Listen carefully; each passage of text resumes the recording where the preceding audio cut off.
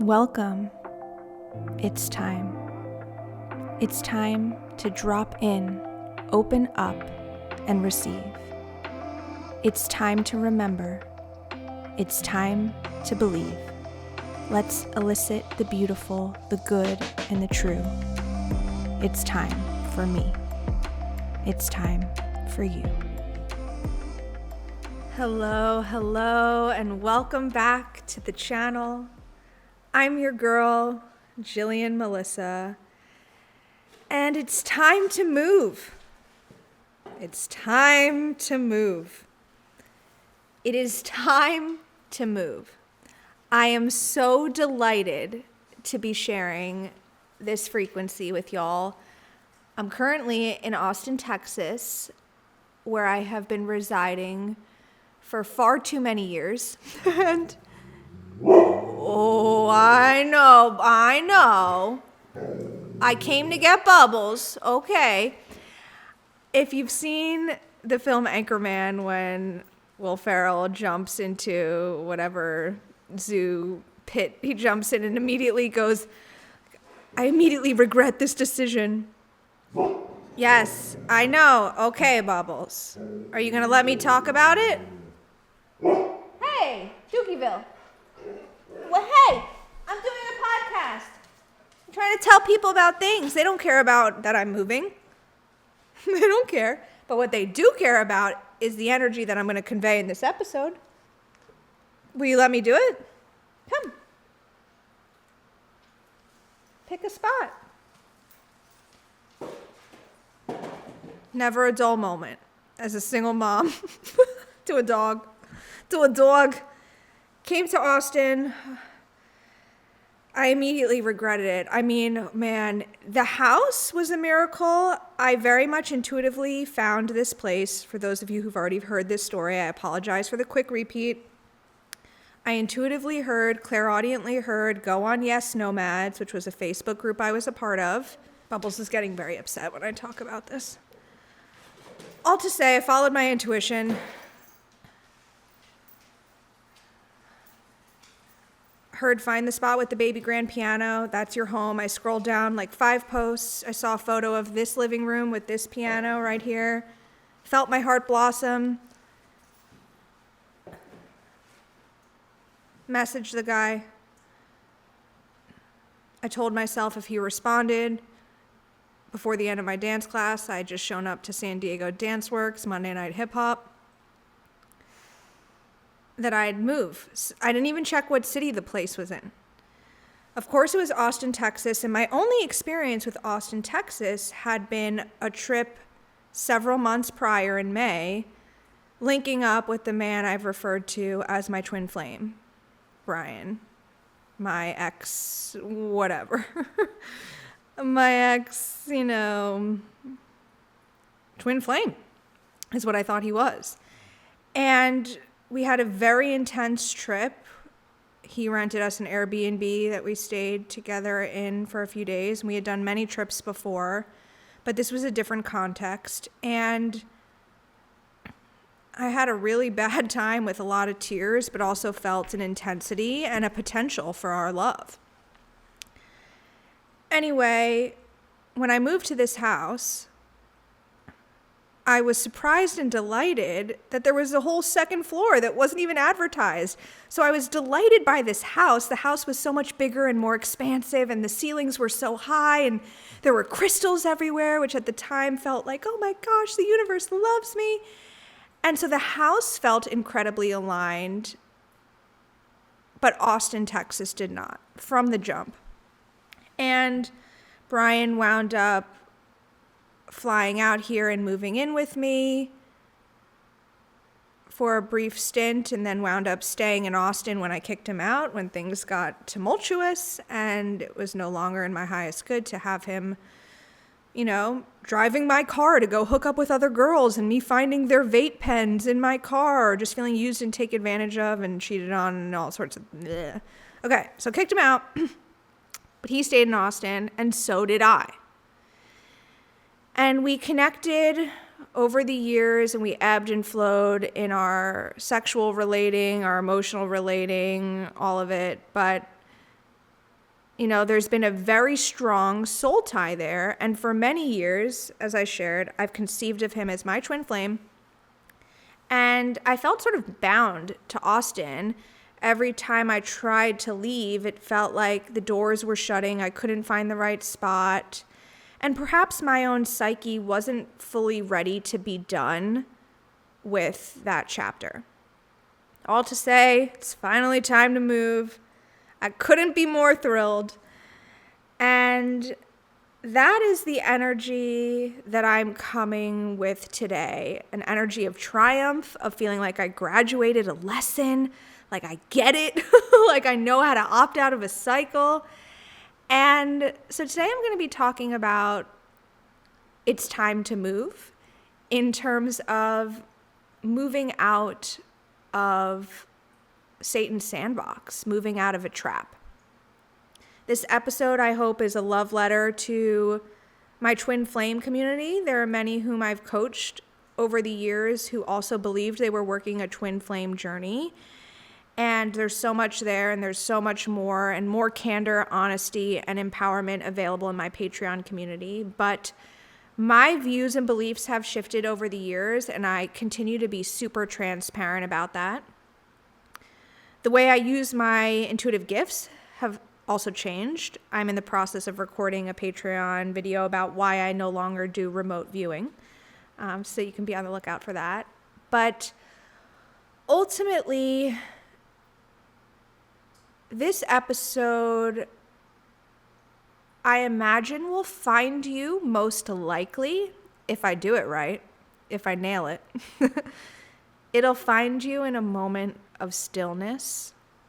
It will find you in a void space. It'll find you on a Sunday that feels like the most Sunday of Sundays, where you're forced to face yourself. Maybe you're raising some existential questions like, do I really like it here? Am I happy at this job? Do I like my apartment? Do I like my friends? Do I like my church?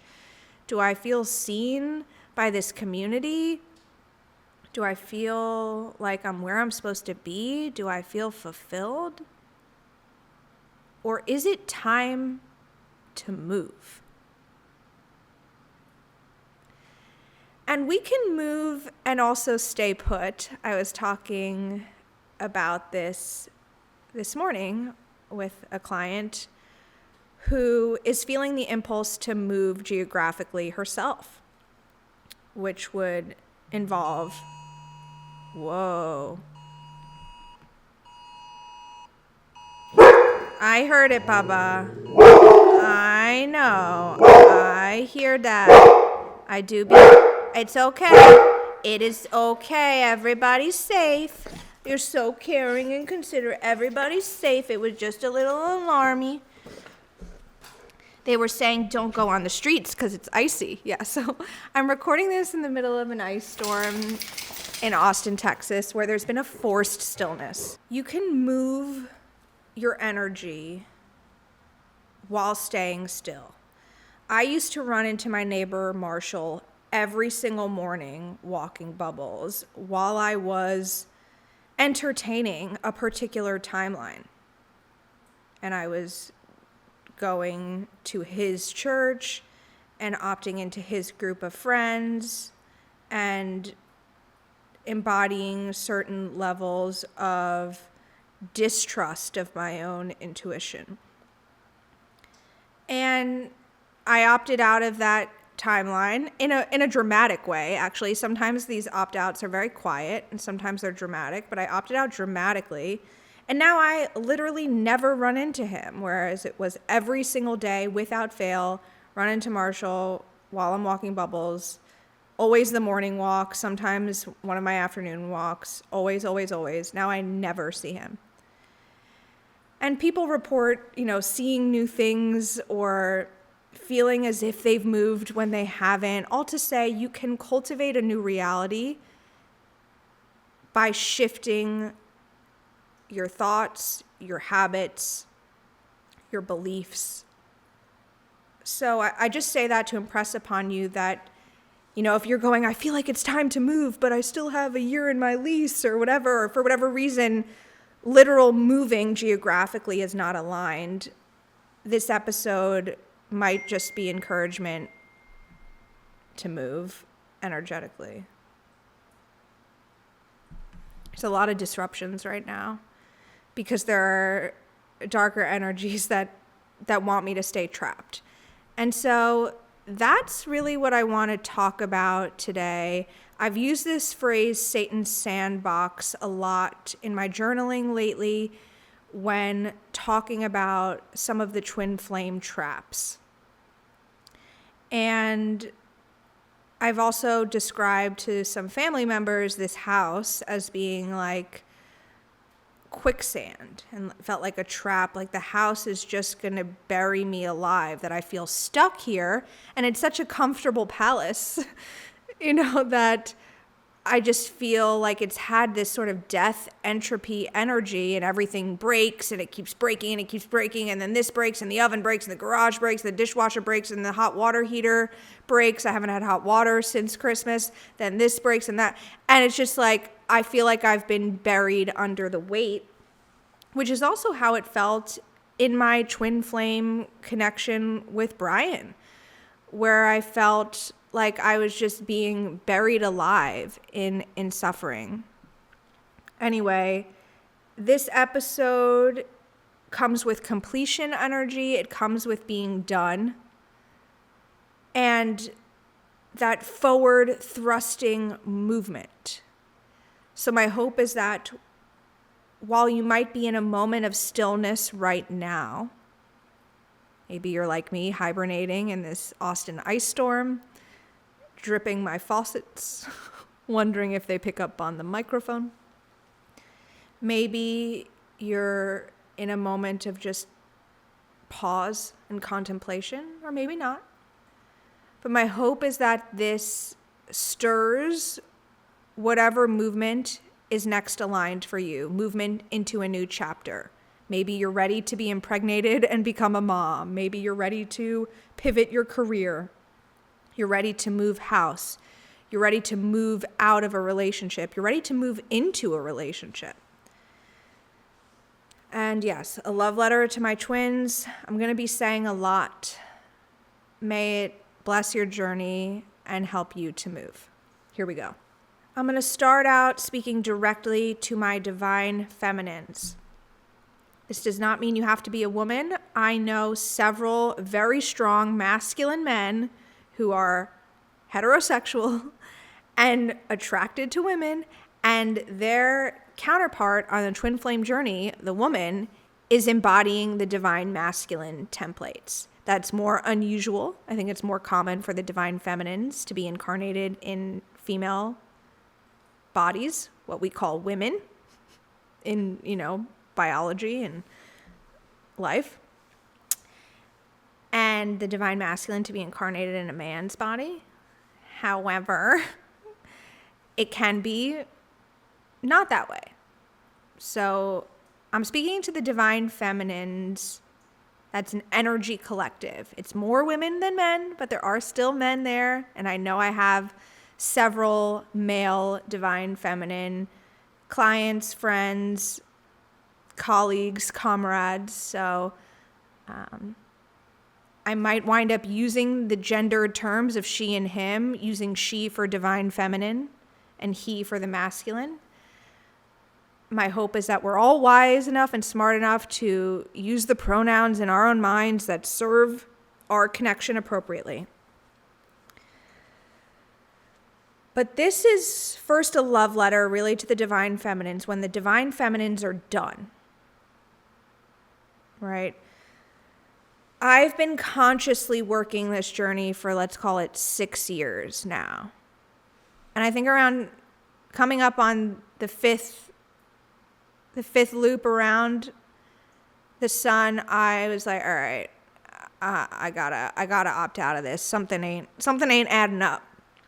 And, some twin flame coaches would say that you may or may not end up in union, that they're, this divine mirror, they're meant to connect you closer to God and yourself and your wholeness and integrate.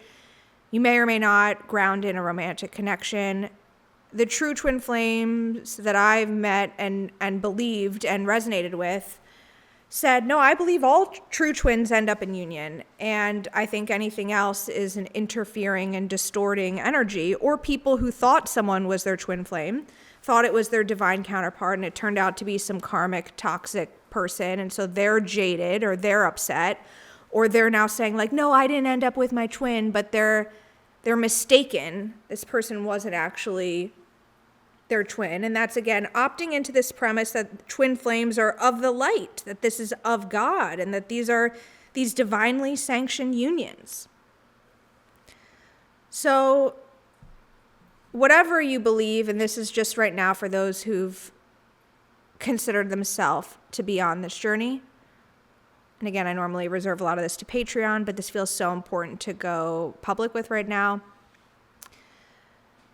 You may have hit a point, or you may hit a point in the future, in the near future, in the medium-term future, where you feel done. I often find myself on the leading edge of energies and kind of experiencing things a little bit before the collectives that I speak to experience them, to sort of be a way shower in that way. It's not particularly fun, but that's just how the timing has been. So I imagine that some of you will approach this soon, if you haven't yet already. Reach a moment where you're done with the journey. You're just done. Being done is so powerful. It doesn't just change you, it changes the whole journey. When you're finally done, you don't have to announce it. You don't have to send a long message. You don't have to block him. You don't have to explain yourself. It's a choice internally. I am done. I cannot go on this merry-go-round anymore. I cannot opt into connection, calling it reunion, when what it really is relapse. I can't go back thinking that you've changed just because I have, and since we're mirrors, and if I've healed something, then you have too, only to get decimated again. When you decide, Divine Feminine, I am done basing my emotional fulfillment on a connection with this other person, that is an internal choice. And he, the Divine Masculine, again, insert your pronouns. Maybe your Divine Masculine's actually a girl, so you would say she. You got this. But I'm going to be using he. He feels it instantly. Your energy was the part of the connection that was always reaching, right? If you're the Divine Feminine, you were the chaser. You were the one awake to the connection, feeling it, spotting it, going, this, let's do this. Even when you were quiet, even when you were silent, even when you weren't texting, even when you were trying to act unbothered, your soul was still holding on, your heart was still open, your nervous system was still waiting. Waiting for him to text you, waiting for him to initiate making plans, waiting for him to be better, to do better, to treat you better. Divine Feminine, the masculine can feel it. They may not understand it logically, but he feels it energetically when you're done. That energetic access changes, and that's not because you stop loving, but because you stop leaking your power into the connection. Divine Feminine, before this stage, before you decided that you were done, the full body integrated choice, the masculine could disappear and still feel you there. He could go silent or go hook up with other girls, be on dates with other women, and still feel you connected to him. He could pull away and still feel your energy holding the bond. That's why the runner could still run. He could feel the connection without having to show up in integrity for it. But when the feminine is done, he loses that comfort. He loses that invisible safety net, and it hits him fast. The shift he feels is not always emotional at first. Sometimes it shows up as restlessness, as anxiety, as panic, as sudden thoughts about you, as dreams about you, as a sudden urge to check on you, as irritation he can't explain, as frustration, he can't find certain objects, his remote is missing, he can't find his car keys. He feels the absence of your chasing energy, and his system starts to react to that. Pausing there for a moment, just want to flag how Divine Feminine, this internal choice to be complete and to opt out, obviously is a choice of movement, even though it's also a choice of stillness. You know, it's like, I'm no longer going to be reaching over here for this thing. I'm going to stay in my center. I'm going to get still with myself. I'm going to reorient to my own life, my own peace, embodying my boundaries, my worth, my deservability. And that inherently stirs movement in the counterpart. So they start to feel, oh, it's time to move, but it's a very different, it's time to move, you know? The Divine Masculine also feels the shift because the dynamic stops being predictable. So before, he knew you would still care. He knew you would still hold space. He knew you would still be there, available emotionally, no matter what. Even if you were hurting, even if you were exhausted, even if you had a terrible day, even if you were pretending you were okay. And Divine Feminine, when you decide you're done, and that's not even something you can consciously force yourself to get to. For years, I was begging my heart, my mind, can I please just be done with Brian? Can I just move on from this man? It's obvious he's not treating me well. It's obvious this is not healthy. And yet I can't seem to graduate out of this. I can't seem to release this. It felt like an addiction at times. When you're done, that's something your nervous system arrives at, often by being pushed to a point of no return. You become different. Now you're quiet in a new way. You're not quiet because you're waiting. You're quiet because you've moved on internally. And that silence is loud to him. Because it's not a begging silence. It's not an emotional silence. It's not an I hope he notices silence. It's a very pure, I'm choosing myself silence. And this could be silence like, you stop communicating. You stop texting and calling or hanging out. But this can also be an energetic silence. They can't find your energy anymore. And that's the kind of silence that changes the whole connection. And of course, this is when the masculine often returns, right when the feminine is done. And again, this is not because he suddenly became perfect or healed overnight, but because the energy has shifted and now he can't access you the same way. He can't feel you holding the connection the way he used to. He feels the loss, and often the loss wakes him up. Truthfully, the masculine can feel when the feminine stops needing him.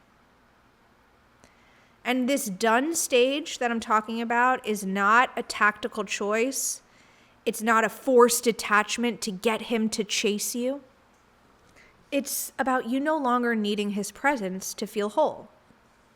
And that wholeness that you've cultivated on your own with the divine, with God, is magnetic. It removes the old dynamic. It removes the control. It removes the comfort of him staying half in, half out. Divine Feminine, when you're done, you become emotionally unavailable to confusion, and he feels that. He feels that he can't come back with the same energy, and he can't return with the same excuses. He can't show up halfway and still keep you, You're not the same woman anymore. It's a real shift that the masculine feels. I'm getting so nasal as I talk about this, which is his energy. Even if he doesn't understand it, even if he doesn't admit it, even if he tries to ignore it, when the divine feminine stops chasing, the masculine can no longer run in peace. When the feminine stops chasing, the masculine can no longer run in peace.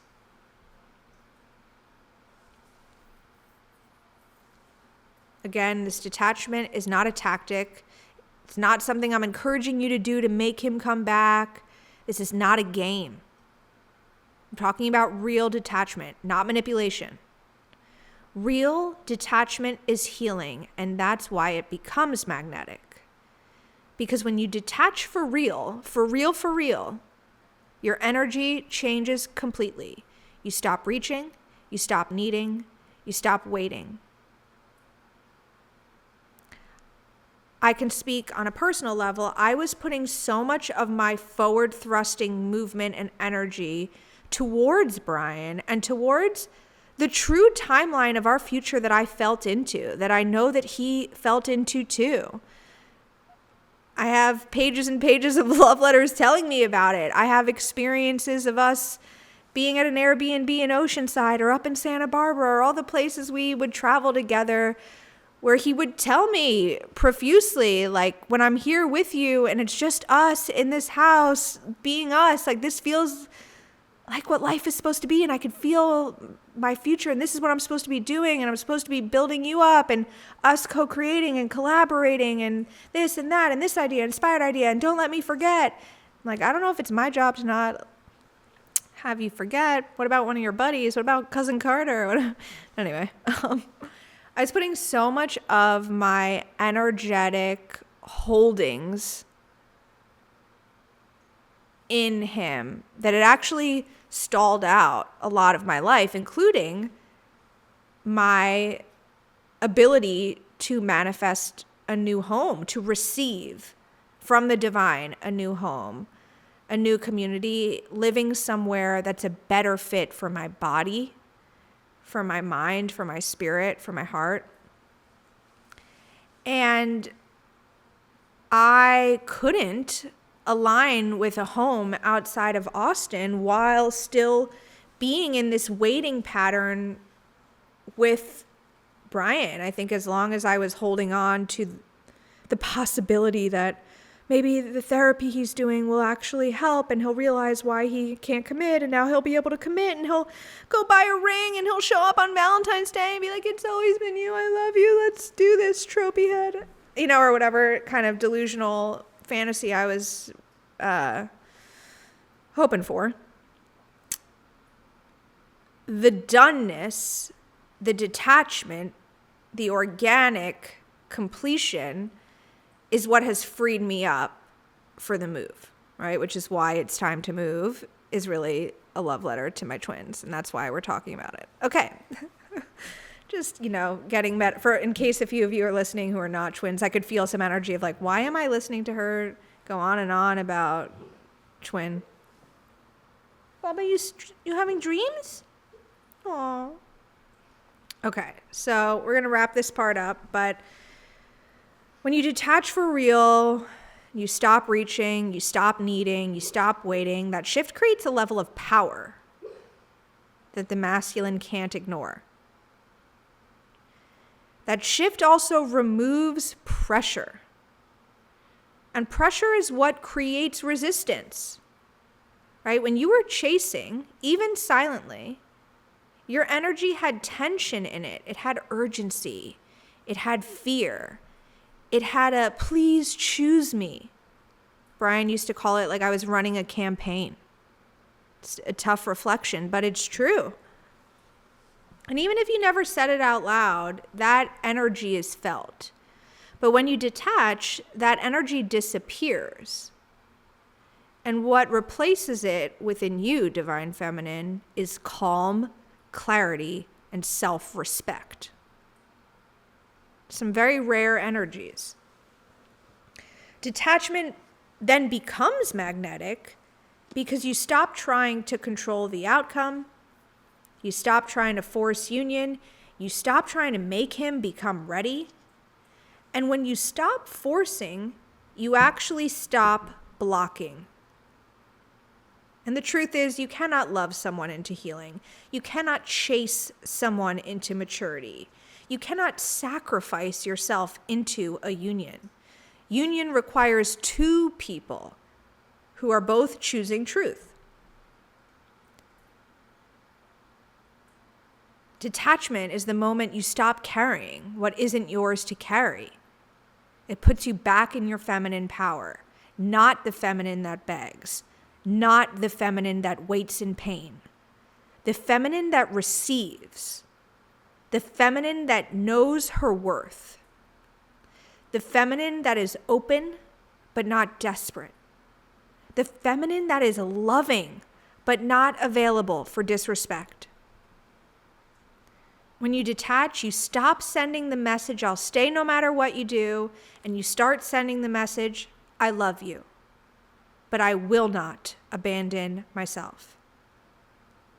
And yes, as I've been saying over and over and over, the masculine can feel it. I'm reluctant to say this part because I know some of you who are listening who are actually really excited I'm talking about twin flame stuff, and you're still, and you're still really locked in to manifesting union with your perceived twin flame, and you're really locked into the journey. I know you light up when you hear me say something like the masculine can feel it. It's like, ooh, he's going to feel it. And I'm not trying to enhance that part of you. I'm just trying to be honest. He will feel that you're no longer emotionally accessible in the same way, and you cannot be accessed or manipulated through confusion. He'll feel, as we've talked about, that you're no longer holding the connection together by yourself. He will feel that he has to show up differently if he wants to access you. This detachment will create space. And space is where the masculine finally feels what he's avoided this whole time. When you were chasing, you were always there energetically, so he didn't have to face the absence or the consequence. And he didn't even really have to face the reality of ever losing you. Because even if you had seasons of separation, and it's so funny, when I talk to twins, when I used to do these twin flame, mentoring sessions, I would talk to divine feminines who are like, yeah, we're in a season of separation, but there's still so much energetic exchange. I rarely met a feminine who ever detached from her masculine, even if they were broken up, even if he's dating someone new, there was always a strong thread of connection and often communication. So the masculine's never really had to face the absence of the feminine's energy until she decides she's done. That space forces awareness, it forces reflection, and it forces truth upon the masculine. And through this detachment, feminine, you become more and more magnetic, in part because you become more emotionally stable. It's kind of that simple. You become emotionally stable. I was running on so many highs and lows with Brian. The highs that we could cultivate. I mean, on this podcast, you've mostly heard me talk about the negative and the healing component and the damage, but there was such a beauty, such a playfulness. He describes us as electric. We were just our comedy together, our wit, our brain. There was obviously something so profound and special there, unlike anything I've felt anywhere else. And it's interesting, I think a lot of twins, when they're healing and the masculine gets used as this dangling carrot to force a healing journey that many of us would not have undergone if God had not used this other person as like, come on, you really want to be able to play with them every day. So come on, get to it. Keep healing, because healing is hard. Healing sucks. It can be really painful. Growth hurts.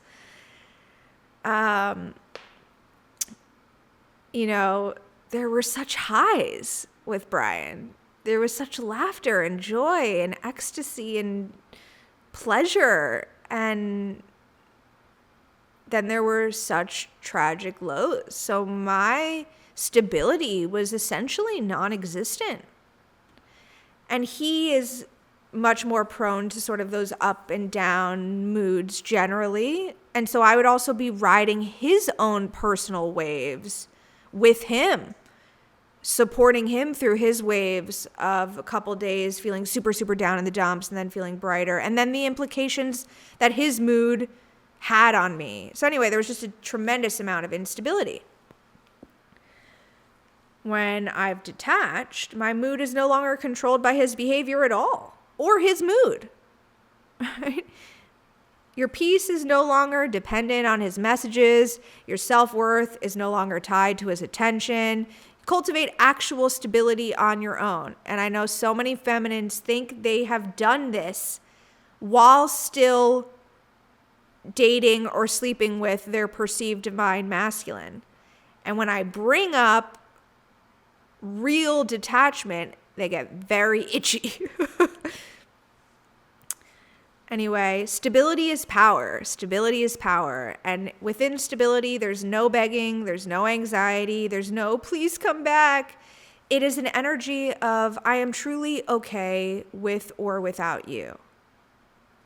And it's a tough place to arrive at because for a long time, the feminines are in grief. They're in an energy of I'm not okay without you, which is why they always wind up going back or trying to make it work with you. Right? So this organic unfolding that eventually gets the true divine feminines to the place of I'm okay with or without you. You stop proving yourself, you stop over-explaining, you stop trying to be chosen, to be understood, and you simply exist in your value. This will trigger the masculine's awakening as they realize you're not waiting the same way, you're not available the same way, and then they are forced to decide.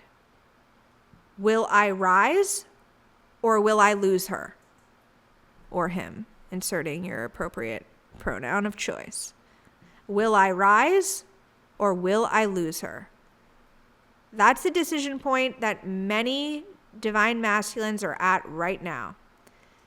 There's a brief window when union becomes possible. After the feminines have detached and returned to self.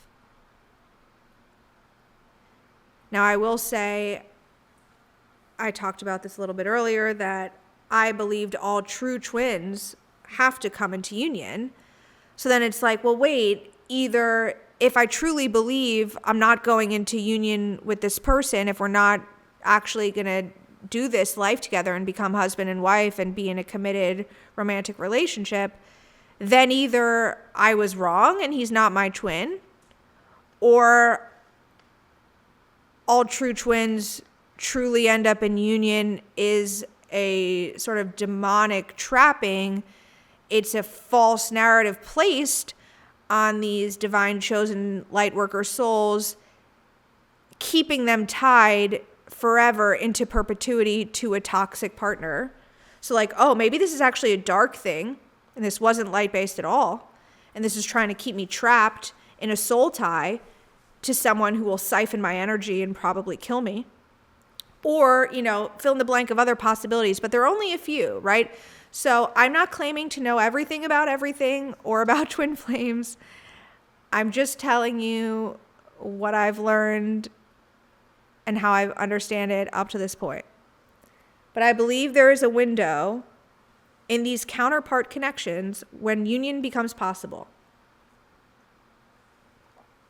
When you detach, you return to yourself, and detachment means you stop suffering. It's really that simple. That's finally when you stop suffering. It's when you finally stop sacrificing your peace. Your energy becomes clean, clear, whole, and wholeness is irresistible. So it's a great thing to be. You stop living in what could be, and you start living in what is. This is also an important shift that frees up energy for movement, right? I'm really hammering in this energy of what happens when the divine feminine is done, in part because I'm trying to encourage a lot of you to be more done. Let's wrap this up. Let's wrap this up. Let's be more done. Let's stop living in what could be and start living in what is. Then when we properly orient to reality in the present moment, we free up our true future timelines potential to access us now. Maybe the home where I live, where I actually get proposed to, where I connect with my true God-ordained chosen spouse, my kingdom spouse, the person who becomes my husband and the father of my children, that home might be reaching for me energetically now, but I can't hear the whispers. I can't hear those intuitive nudges like I heard last time. And maybe they won't be quite as clairaudient, and they might be not as loud because it's not coming from such a strong, well, anyway, I don't want to go there. If that was, Brian's energy manipulating me to come to Austin in the first place, as opposed to what I thought I was hearing, like my higher self. Anyway, it was always my choice, right? I know most likely that if I wasn't so attached to making that union work with him, I do not think I would have heard in my meditation, find this house with the baby grand piano. I don't think I would have aligned with this home. I don't think that's what would have been reaching for me in Austin, Texas. This move to Austin, when I'm really honest about it, was about him and trying to make that timeline with him pan out. Anyway, one day you wake up and you realize peace is not something you can postpone forever. And feminine, choosing peace over potential is really what I'm encouraging in this season. I know for many years I was encouraging all of y'all to hold on to potential, hold the light, hold the vision, stay the course, see it through, have faith, and that was beautiful. And many of you did that brilliantly. And you've all become such vibrant, evolved, wise individuals. And I'm so proud of who you've transformed into. And I also want to give you a permission slip that you can release yourself from suffering if the masculine hasn't evolved in the same ways that you have, or cannot meet you in love and respect in the ways that you need. You can stop destroying yourself to maintain the connection. You can stop letting a maybe energy control your life. It's heartbreaking when I hear so many of you so devoted to your masculines, and they're so not devoted to you. I know that hurts when I say that. I know it hurts. I'm sorry. I'm saying it because I love you. You are so devoted to your masculine. And now they're devoted to you in certain ways. And they'd like to say that they're very devoted to you, but they are not at all devoted to you. And you know that.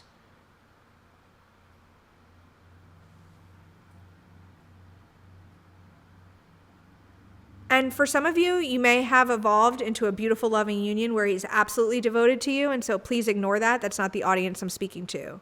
You know exactly who I'm talking to. If I'm talking to you or not, use your own discretion. I'm not saying all masculines categorically cannot meet their feminine partners. I'm talking about a certain collective that I think is listening right now. Okay. So your standards become non-negotiable, not because you're angry, not because you're trying to punish him, but because you finally understand that love without stability always becomes suffering, and you're done choosing suffering. You're done choosing suffering. Choosing peace means you no longer tolerate emotional instability. You no longer tolerate vanishing acts and sudden disappearing and coming and going as they please. You no longer tolerate inconsistency, mixed signals, or being treated like an option. And why do you stop tolerating this all of a sudden after 6 years, Jillian? Or fellow listener who's connecting with what I'm saying? It's because you finally see what it does to you. you finally see what it does to you. It drains you. It confuses you. Keeps you stuck. It keeps you stuck. That's literally why I couldn't move. Being super honest with all y'all.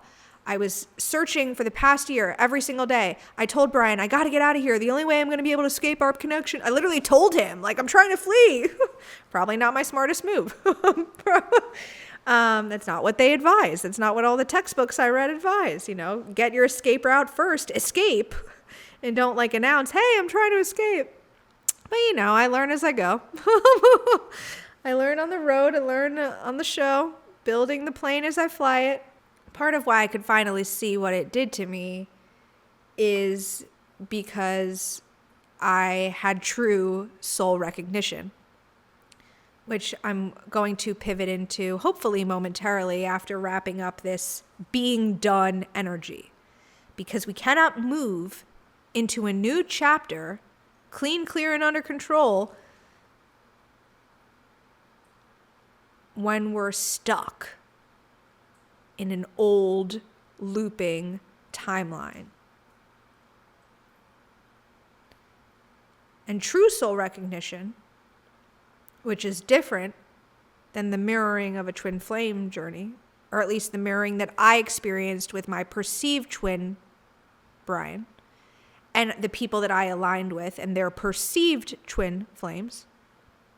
And again, in subsequent episodes, maybe not today, but I do want to talk about, again, the Satan sandbox idea. The twin flame construct winds up trapping a lot of light-based people, light-driven people, light-led people, children of God, children of the Spirit, in dark, demonic, satanic, Luciferic, Ahrimanic, toxic, distorted connections.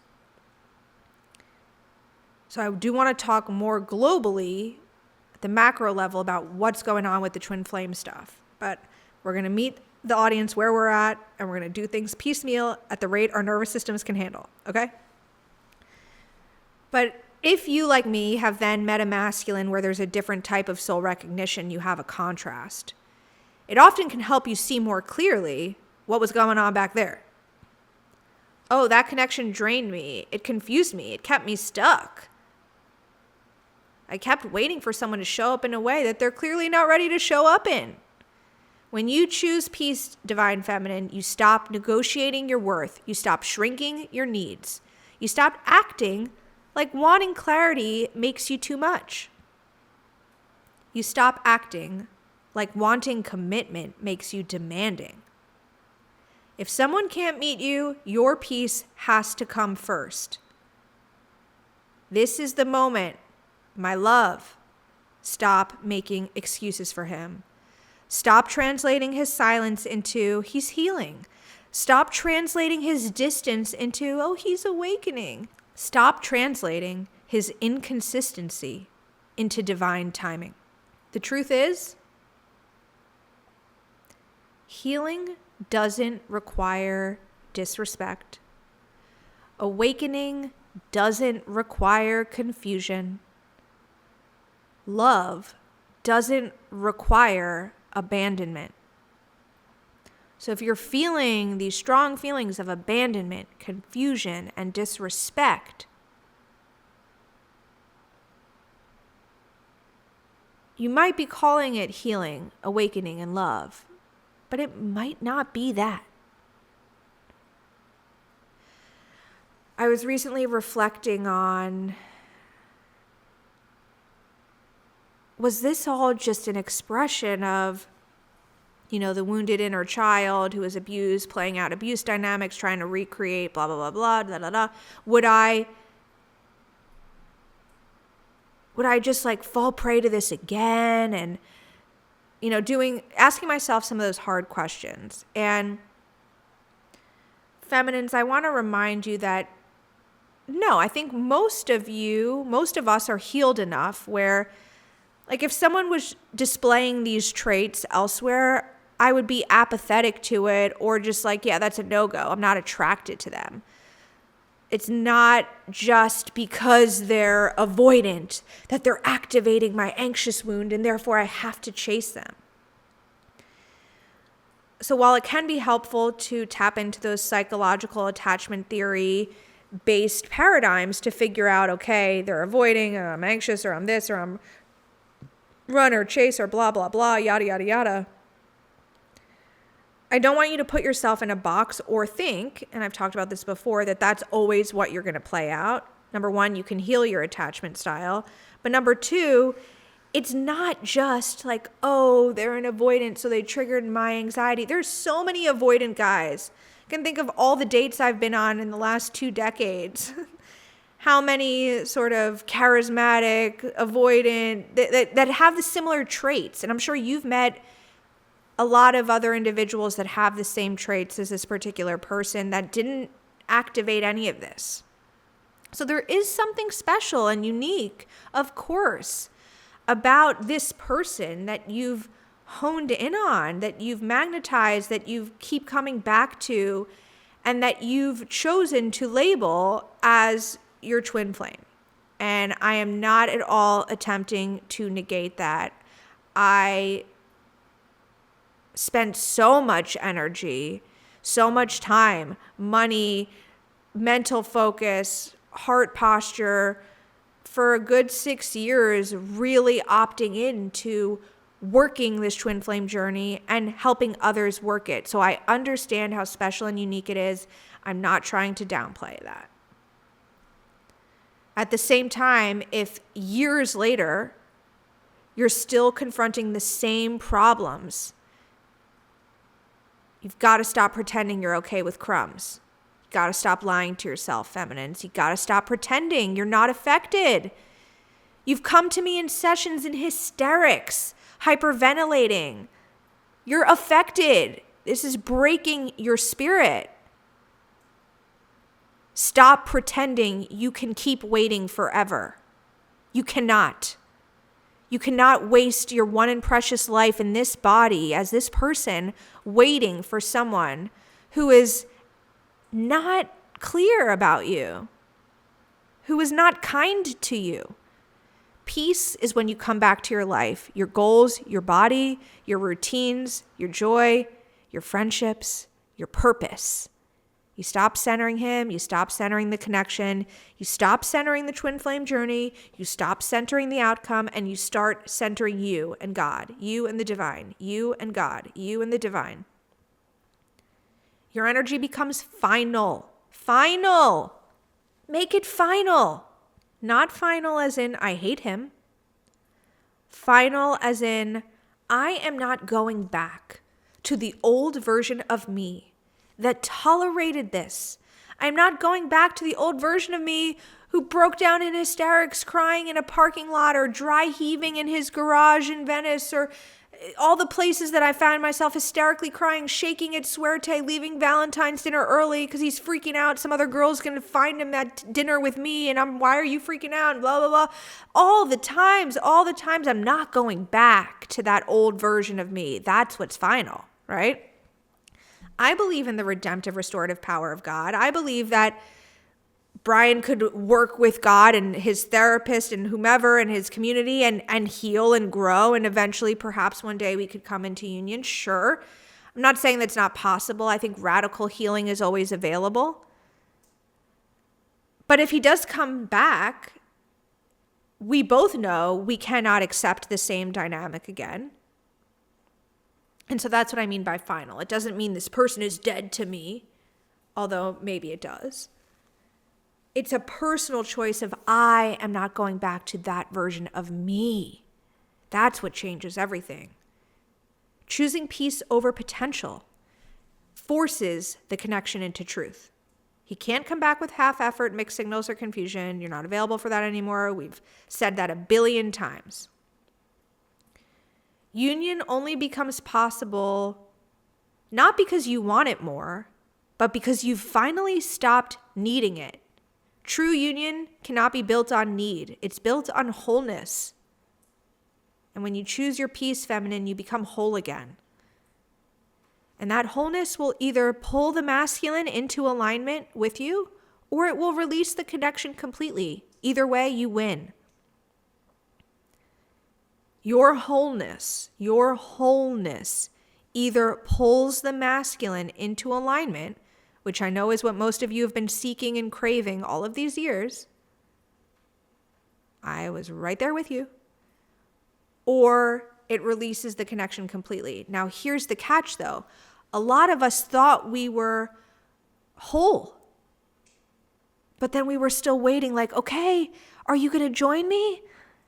Are you going to be happy and kind and loving and beautiful and playful in the spirit with me? Are we going to do this? Are we going to be two light workers against the world? And that reaching, that needing, that energy we've been talking about this whole time, what I'm calling that chasing energy, that pining, yearning, whatever that outpouring was misdirected. That wholeness only really activates upon detachment. And so that wholeness either pulls the masculine into alignment or releases the connection completely. Either way, you win. Because you chose yourself. When you really get to this place of being done, something has to happen. Something has to move. The connection just cannot stay in the same place anymore. It's physics. The cycle can't continue. The push and pull cannot survive. The old dynamic will collapse. And what happens next is one of two things: union or closure. Divine feminines, I could feel some of you just constrict right away, close up when I said closure. I know some of you don't even want to hear the word closure, because you've held on for so long. You've held on for so long, and you've felt the bond so deeply.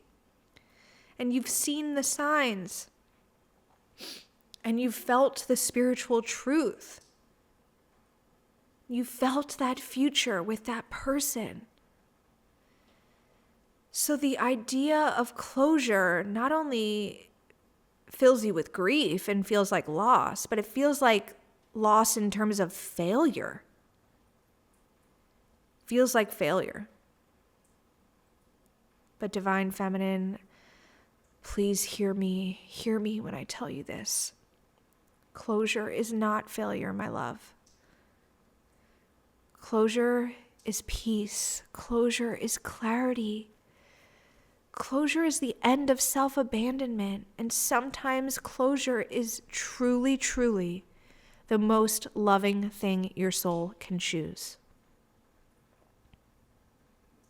It's the most loving thing you can do, to stop feeding the connection with hope, sustaining it with pain, holding it together.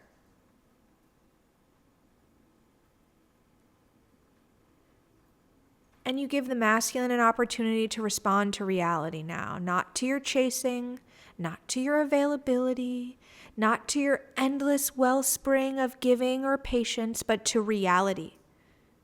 And that's where the fork in the road appears. And that's where your window to move appears. And if the masculine is truly ready, he will rise. He will step forward. He will become consistent. He will communicate with maturity. He will protect the connection. He will stop testing. He'll stop testing you and himself, and he'll start building. It will feel like stability. It'll feel like relief. It'll feel like the nervous system finally exhaling. It'll feel like safety. The feminine, you'll finally be out of survival mode because the masculine will no longer be running.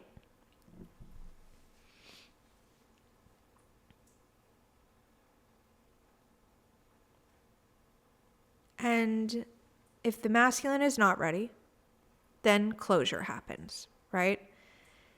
And again, closure doesn't always mean a dramatic ending or a long text or a tear-filled phone call, although sometimes it might. Closure can be quiet. It can be you realizing, I'm not going back anymore. I'm no longer reacting, waiting, putting my life on hold. It's you choosing your life without needing him to complete it. Closure is when you stop investing in potential, when you stop making love a battlefield, when you stop holding on to a connection that is not meeting you in truth. Closure is when your soul stops hoping for someone to become what they're refusing to become. Closure is when your soul, I'm going to say it again, when your soul stops hoping for someone to become what they're refusing to become. And hear me when I say both union and closure are success. If you actually made it into union, into a true, healthy, blissful union, oh, what a blessing, what a miracle, what a success. And if you made it to closure, where you actually are closing the door to the wounding, what a win too, babe. The goal of this journey has been that wholeness, that integration, that return to yourself and to God, to releasing all the damaged imprints and traumas and becoming the true beam of light, the embodiment of love you were always made to be. And if you're feeling a little at the idea of closure still, then you're probably not at this place that I'm talking about yet. You're probably not done, right? Because when the divine feminine is done, she stops being afraid of either outcome. She's not afraid of union, and she's not afraid of closure. Because you finally understand, if it's union, it will come with peace. If it's closure, it will also come with peace. Either way, peace is the destination, and that is a win.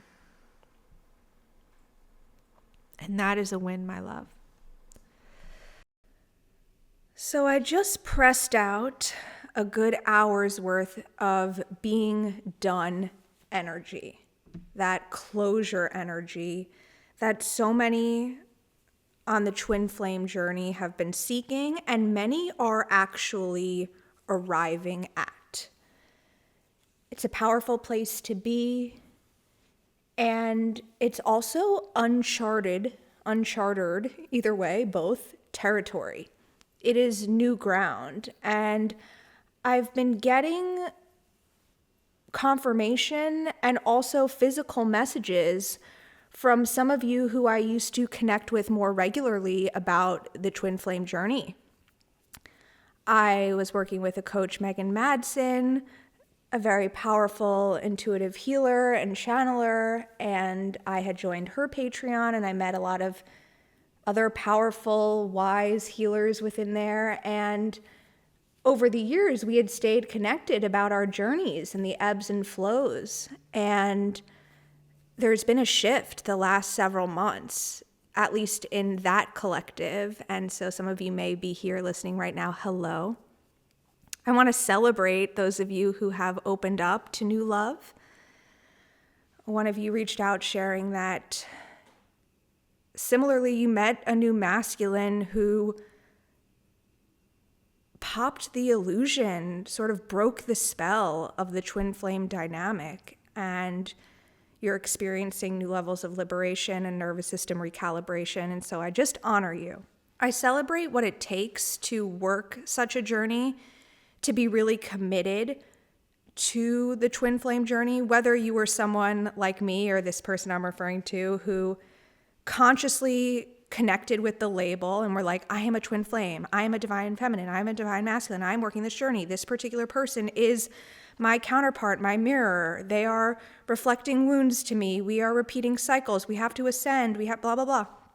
Or if you're someone who might not even go by the label of twin flame, but that's actually the journey you were working. I've met a few people who were in very toxic marriages that then liberated themselves from those marriages and got divorced and are processing all that they went through in sort of this seduction, falling in love, the whole shift into marriage, maybe the narcissistic abuse that they experienced from their spouse, or other sort of hidden personality disorders that began to emerge. And the pains and efforts that y'all went through to attempt to save your marriages. I've heard so many really powerful stories in the last 6 months of those who've seemingly been under a love spell and have been so convinced that a particular person was their person, and then needing to eventually walk away from that counterpart container. And so I just want to really take a moment before I shift into true soul recognition to just honor and celebrate your tenacity, your resilience. It takes so much fortitude, it takes so much strength to show up in love, to love, and fight for love. And even if there's a part of you now that feels like it's misguided, or they didn't deserve it, or it was just an outpouring of my wounding, you know that there's a deeper truth, a more powerful truth, that you felt like the divine told you this was your person, and you were willing to fight for love. And that's a really powerful and beautiful gift. I don't want you to pathologize that or deem the whole journey a sickness. Although many of you who think you were on a twin journey or thought a particular person was your twin were under some very misguided, sick attachments. And I've spoken about this a lot in my Patreon, but one red flag for me when I was doing these twin flame sessions is I always wanted the individual to consider, what if this person is not your twin? And just go down that line of inquiry for a moment. And whenever there was resistance to going there, I immediately, it raised red flags for me, because a true twin, someone who is truly ordained by God to walk this particular type of evolution into love, a chosen soul who was placed here to anchor in a frequency of unconditional love and teach that love and be that love, and then attract a counterpart, a companion, a divine companion. Those who are truly meant to walk that path are willing to contemplate, what if this particular man or woman is not in fact my counterpart? Even if they only contemplate it for 5 minutes and then they immediately orient to the truth deep in their marrow and their bones. No, I know. They're still willing to walk that path. And there are many who are not willing to walk that path at all, not willing to contemplate it at all. They're telling me stories of abuse. I would say, I don't think twins abuse each other. I think that's a line. I think that's a karmic or toxic connection. That's just my belief system. But it's like towing the line. Well, what is abuse? Because he didn't technically hit me, but and it was sometimes tough to stomach watching certain individuals so in denial and so unwilling to relinquish their grip on, no, this man is my twin. It has to be him, and it is him. And I felt a spiritual sickness come over many. And it was also often connected and correlated with not staying grounded, not submitting to our true God, and playing with darker energies, connecting with false spirit guides, channeling too much, doing too much mediumship, all sorts of things. I started to notice, this is where some twins have stayed on the course, and some are veering into delusion, where they've just attached themselves to a karmic partner, a toxic partner, and their light is being siphoned by this other person, and they think it's their twin. And it's a very genius Luciferic healing trap, because those who love to heal and love to go on journeys of self-discovery will delude themselves into thinking that staying attached to this man or woman, or keep going back, or choosing to keep going back, is actually a grand display of healing prowess and unconditional love, when it's actually wounding, when it's actually spiritual sickness. So this genius trap, this narrative of twin flame, was thrust upon a lot of very wounded individuals, a lot of, again, people with personality disorders, I do think are very prone to accepting this label as like a diagnosis because it feels good. It feels like you're special, you're chosen, you're working at this magnetic, electric journey with this polar opposite or this counterpoint, and wow, it's so exciting and it's so unique and it's so rare. It also became so trendy on social media, and there was and still is a lot of infiltration within the concept and so much false information. All to say, if you were on the journey for real, whether you called it that or you were just married and going through couples counseling and you didn't use this spiritual language, but what you were actually doing was this work, was this tough emotional labor of breaking generational curses and liberating yourself from the chains of the devil and anchoring in God's love, the kingdom of heaven here now on earth. I celebrate your strength. And some of you might be jaded, and some of you might be hurting. Some of you might be really excited, right? I've heard from a few of you who are opening up to new love, and it's really exciting. So I know that we're all situated at different places, but it is time to move. It is time to move off of the energy that you've been sitting in for some time and move into something new. And I know you can feel it. And it's so funny because, you know, the first hour of this I recorded last night, and I completely lost my train of thought. I got it. Okay.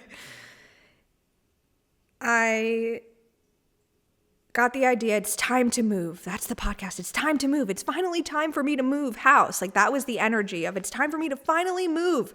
I finally get to leave this house.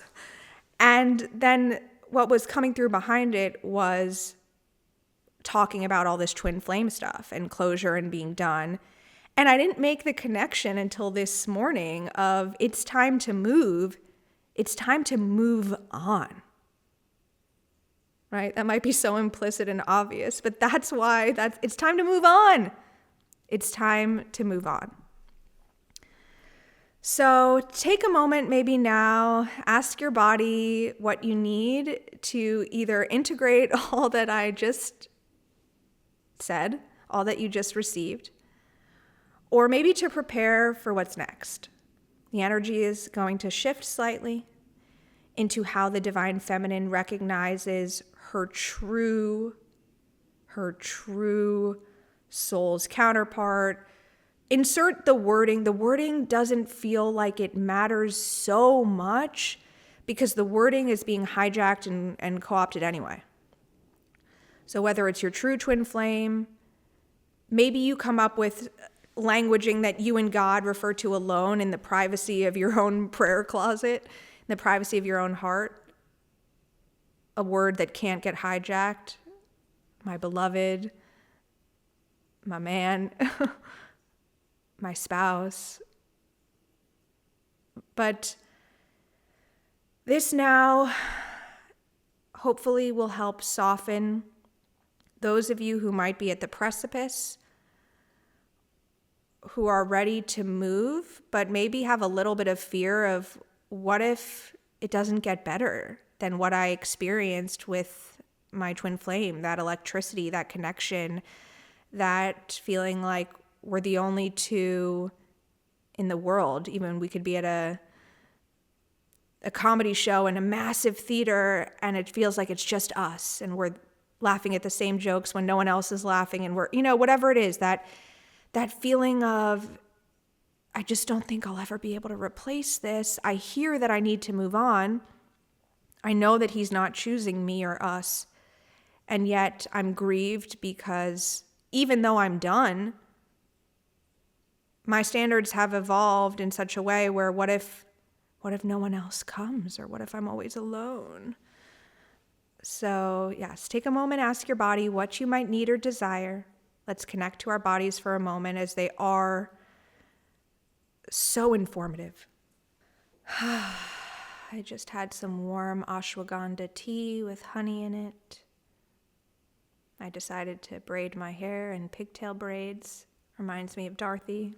There's no place like home.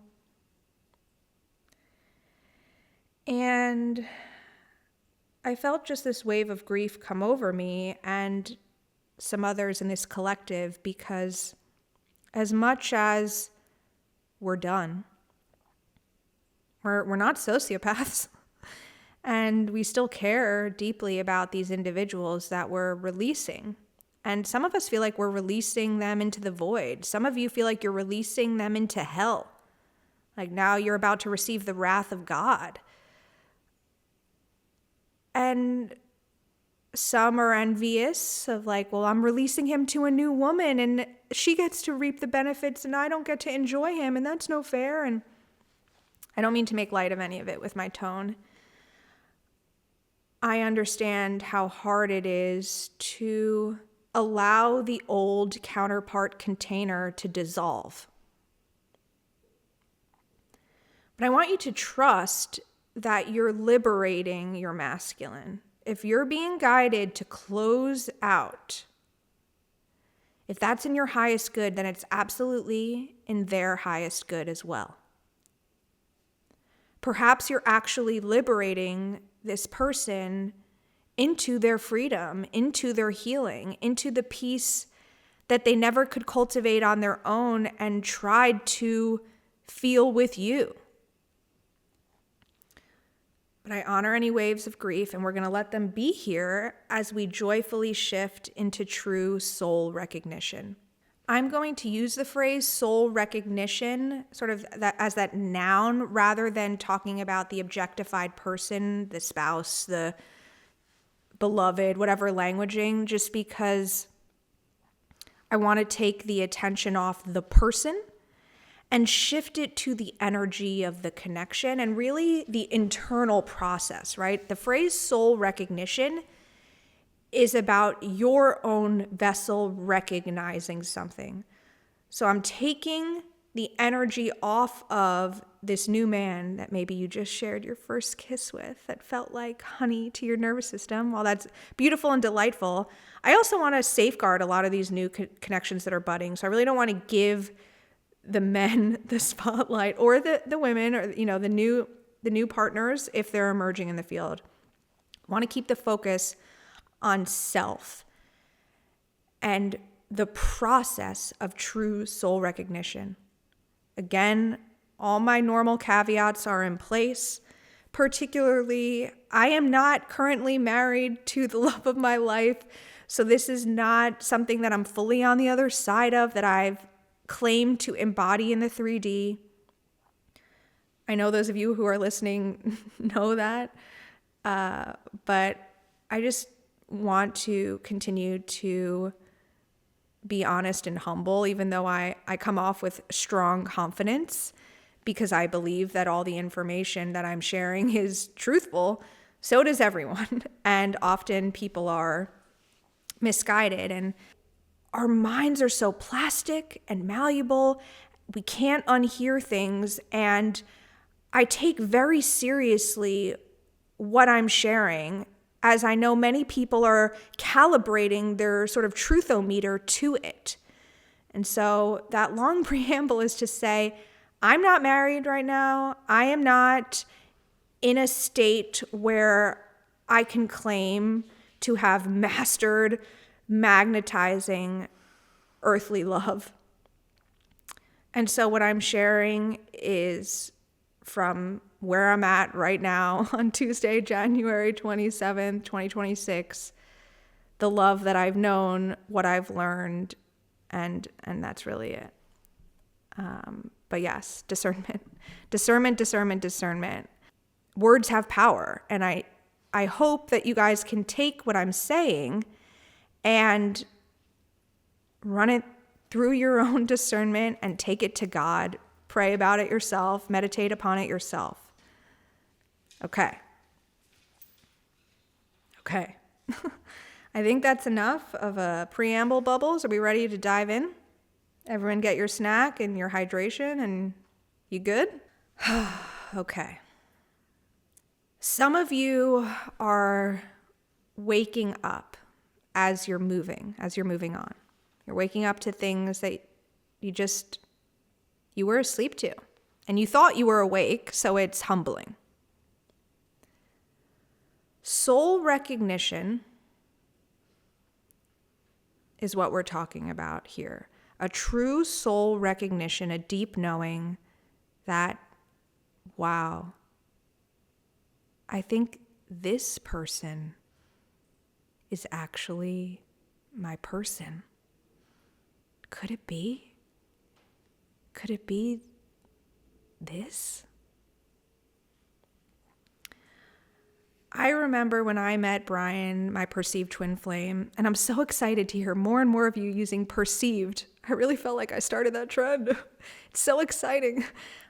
I met him and I immediately felt excitement and this like very loud him.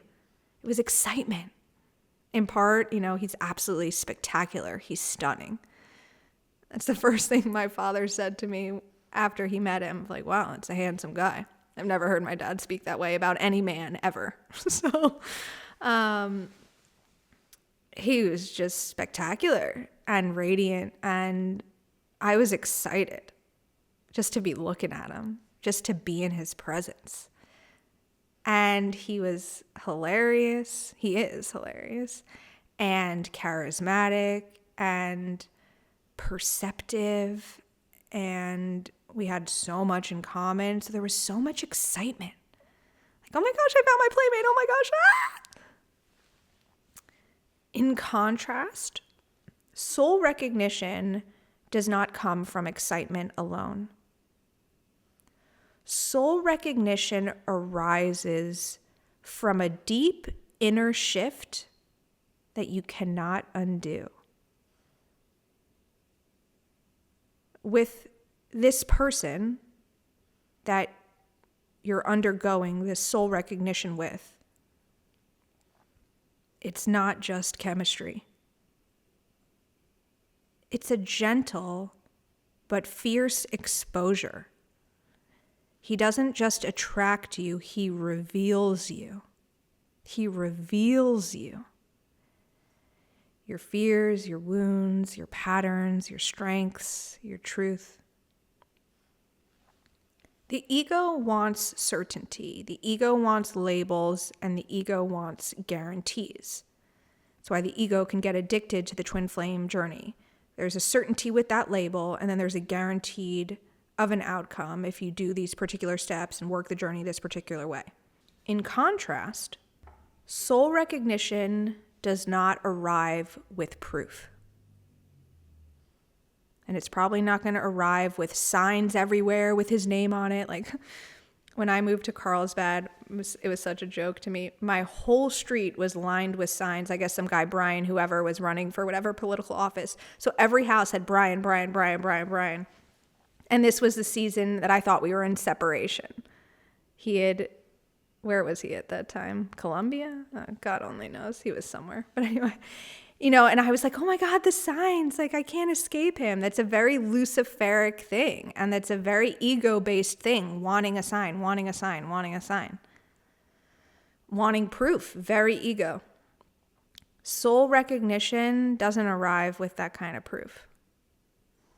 It arrives with resonance.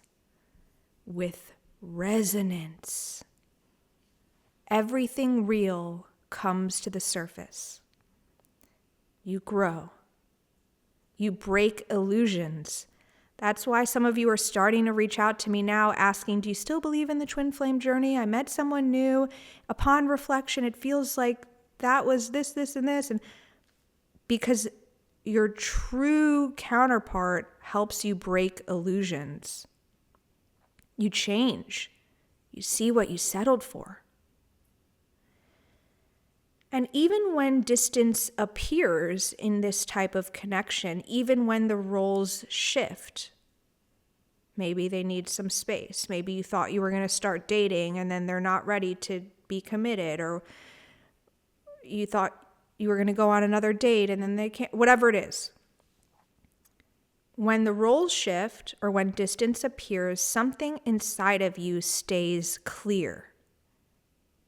Not attached, clear.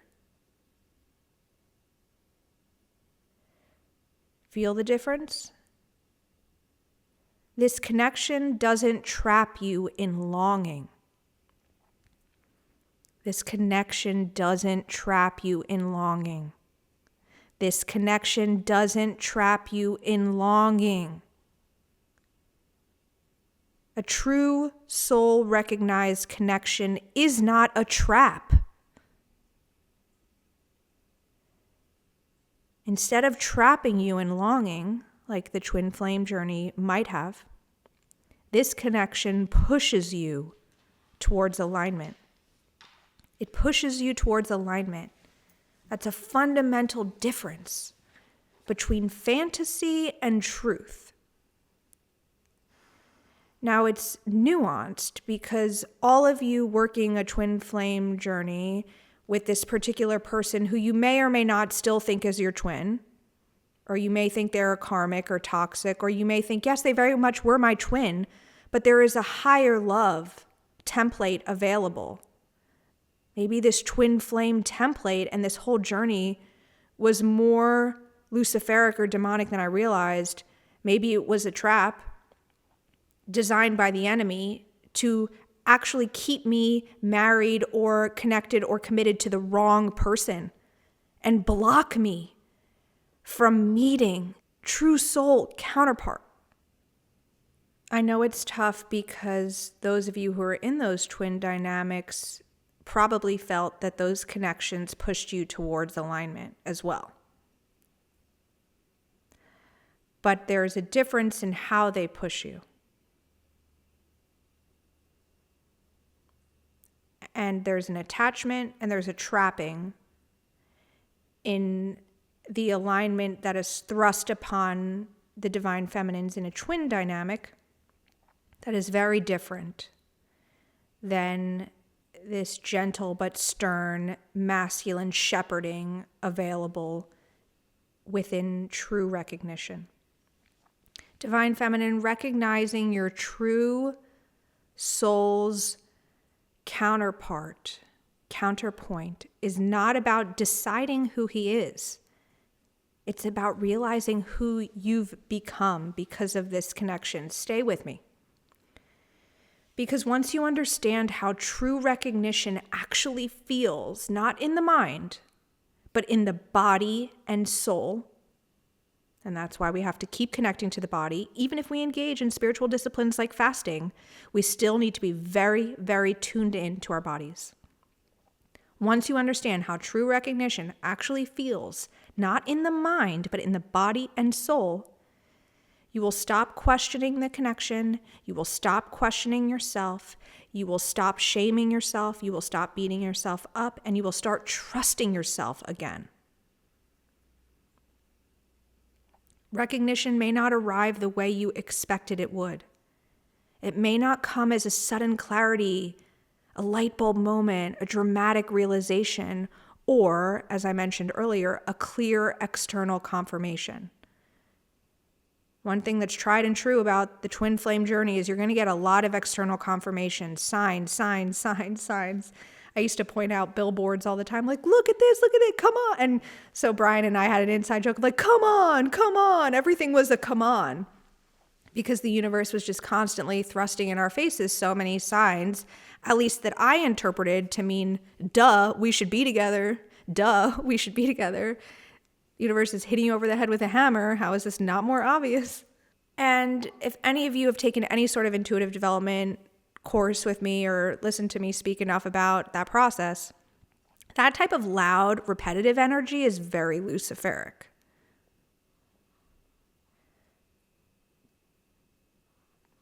True recognition often arrives quietly, after doubt has already done its work, And many of you have been playing with doubt for many, many years. If you were working a true twin journey, even if that person wasn't your true twin, you were still working that journey. You were still working that journey, even if the perceived twin was not your true twin. You were still working that journey. Many of you were constantly massaging, chewing, playing with doubt. I know I was. And part of how people can profit and make a living, myself included, off of twin flames is because there is so much doubt. Because on the one hand, you're getting all of this confirmation and you're feeling it in your body and you're feeling what it's like to make love to them or to look in their eyes or to put your forehead against their forehead and feel your third eyes buzzing together, coming together like magnets. And you're feeling the reality of the love and the contrast to every other love you've ever felt. But then on the other hand, there's all this other stuff that's not good, that's harmful, that the wisest part of you goes, this can't be healthy, or they're just not choosing it, or they're dating someone else, or they broke up with you, or they can't commit, or, so there's constantly doubt. Well, could this love be as real and potent as I think it is if they're swatting it away consistently? How could this actually be the person I meant to love if they're essentially rebuking my love? All to say, you've let doubt do its work. And so when doubt arises with this new person, you've already had so much interfacing with doubt. You're a master of doubt. Maybe at first, similar to the twin connection, you wonder, is this real or imagined? Maybe you question your feelings or your reactions or your intensity. Maybe you asked yourself, Bubba was thirsty too. Maybe you asked yourself if you were projecting or idealizing or just hoping for something that wasn't truly there. And that initial doubt was not weakness. That initial doubt was not weakness. It was discernment. It was discernment trying to form. It's the wise part of you that goes, okay, well, I was super wounded that last time and that did not shake out the way I thought. So can I really trust my impression? Can I really trust what's blossoming here? So yes, there might be that initial doubt. That's truly discernment in formation, but then something changes. The questions start to disappear, not because you found proof. They disappear because you no longer need the answers. The twin flame journey is so marked by this continual need for I need another sign, I need more confirmation, I need more answers, this needy state of being. Recognition replaces doubt when you stop trying to deny the connection and you start just understanding its impact, period.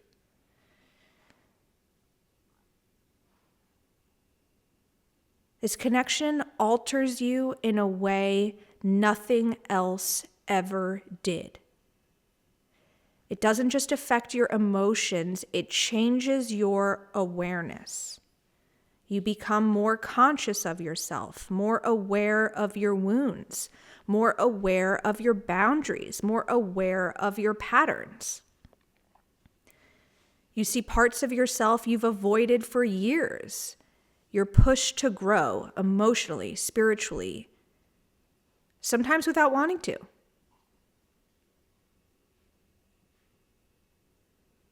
The evidence is inside of you. Doubt gets replaced by evidence inside of you, not external evidence. In recognition, even if there are moments of confusion, like, wait, why didn't he text me for 3 days? Or, whatever the human confusion points are, you cannot deny the truth of the connection.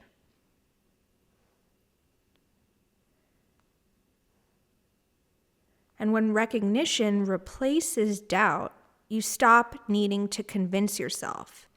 You stop replaying details or trying to analyze what this meant or that meant. You stop seeking reassurance. Your inner knowing stabilizes. A false connection feeds fantasy. A true one dismantles illusion. Let's repeat it. A false connection feeds fantasy. A true one dismantles illusion. Divine Feminine, turn the volume up so loud right now. Recognition feels grounding, not intoxicating. True soul recognition feels grounding, not intoxicating. Twin flame journeys are very intoxicating. They often keep you trapped in longing or confusion. A true soul recognition connection does not keep you trapped in longing or confusion. It often brings a sort of strange clarity, even if or when there is distance, even if or when there is silence, even if or when there is uncertainty. In these connections, you may still feel emotion, but you no longer feel lost inside the emotion. You start to trust your own perception again.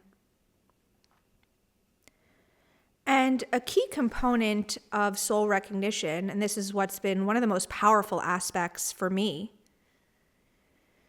soul recognition also changes how you relate to doubt itself.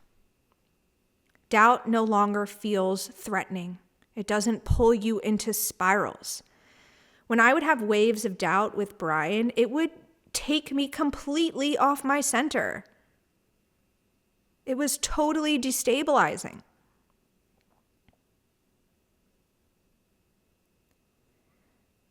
In true soul recognition, doubt no longer feels like a threat. It's no longer threatening. It doesn't pull you into spirals. It passes through you without shaking your foundation. Because your sense of truth is no longer fragile. And you're no longer asking questions from insecurity. You are instead remembering from alignment. When recognition replaces doubt, you also stop trying to prove the connection to yourself or to anyone else. Certainly to that other person. You might share with them how you feel, but there's no attempt to prove. There's no need to repeat it more than once. There's no need to run a campaign. You don't need validation from anyone else. You don't need to explain why it feels different. You don't need to defend what you've experienced. You simply know. And again, in contrast to a lot of these twin journeys, that particular knowing, that deep internal knowing, doesn't bind you to the connection in an unhealthy way.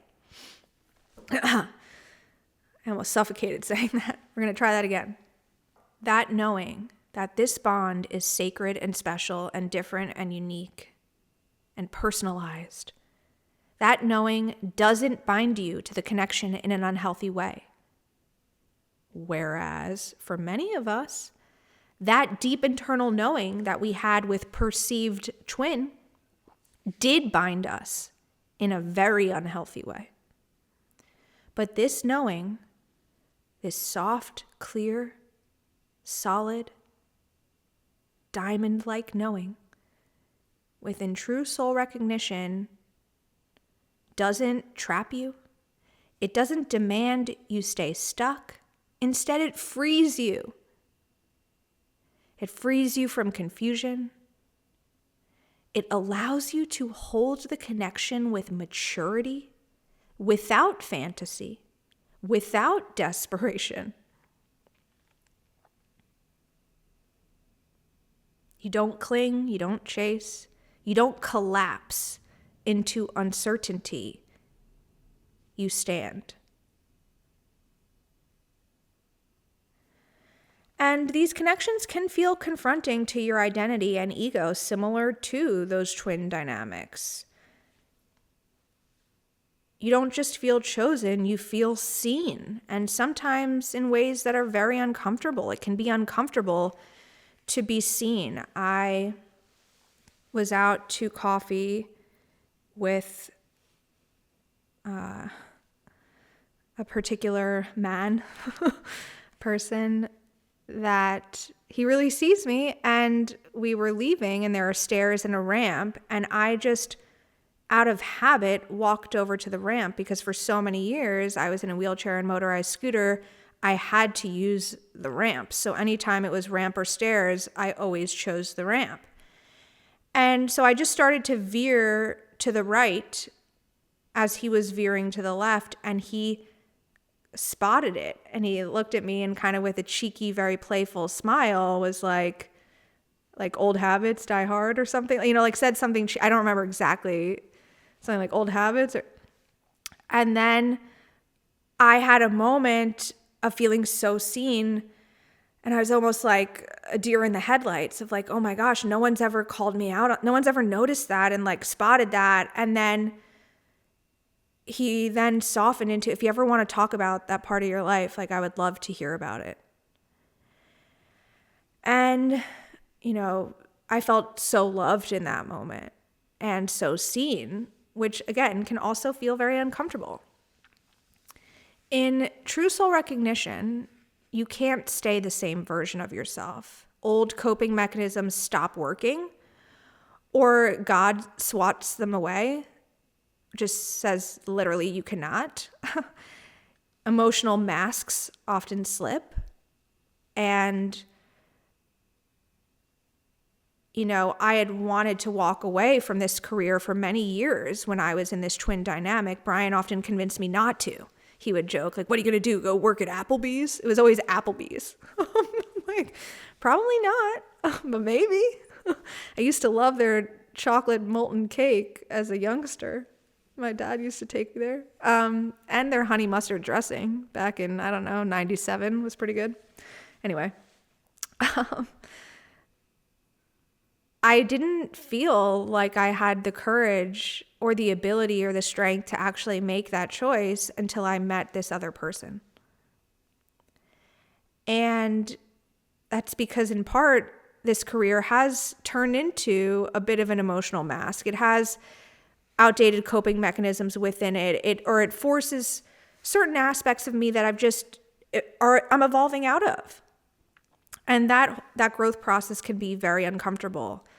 But again, I couldn't stay the same version of myself after meeting this person. Whereas within the twin dynamic, even though many of us convince ourselves we're changing a lot, and I did change so much, I really did. But there is a component of trapping where you change and then you plateau and then you stay the same for years. After sort of the initial Kundalini awakening. With true soul recognition, the parts of you that were used to adapting or pleasing or avoiding get exposed. And so they can feel destabilizing at times, these connections, similar to how the twin flame dynamics were destabilizing. But it's not because these connections are wrong. It's because they're honest. Also, in contrast to twin flame connections or perceived twin flame connections, this true soul recognition, and maybe it's your true twin flame or true, again, fill in the language.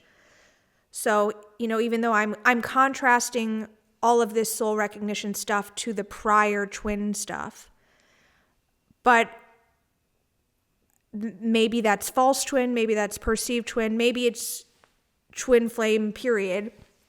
Again, use your own discretion, but try to feel into the energies more than get stuck on the language.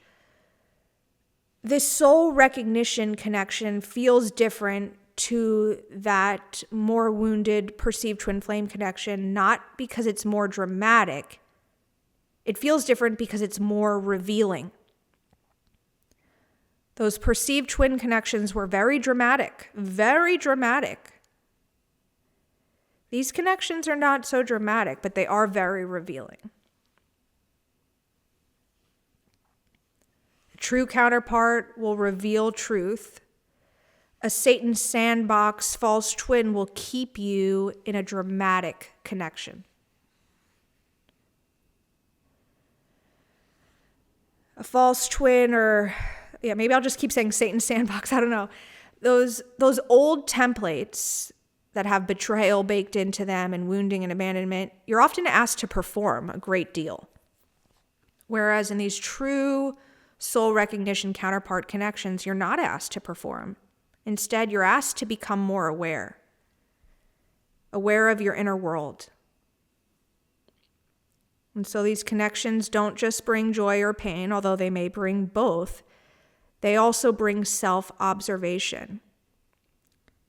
You've become now so conscious of how you attach, how you withdraw, how you respond to closeness and distance. You begin noticing patterns you had normalized for years. And with this new person, you cannot return to emotional unconsciousness.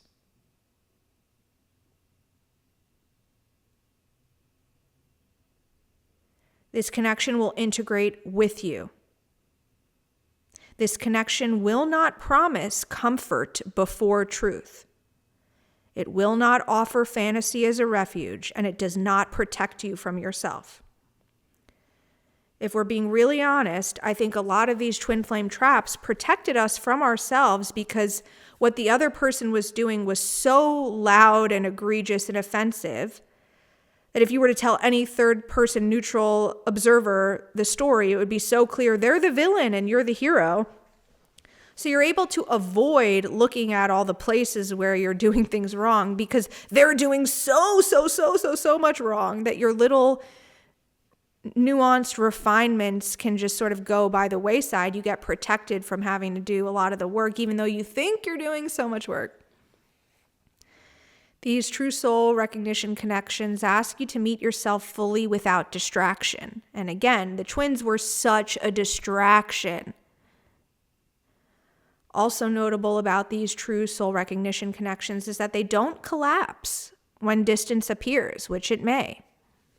These bonds do not rely on constant interaction to exist. Also notable about these is that you don't lose yourself in the connection. You find yourself. You don't lose yourself. You find yourself.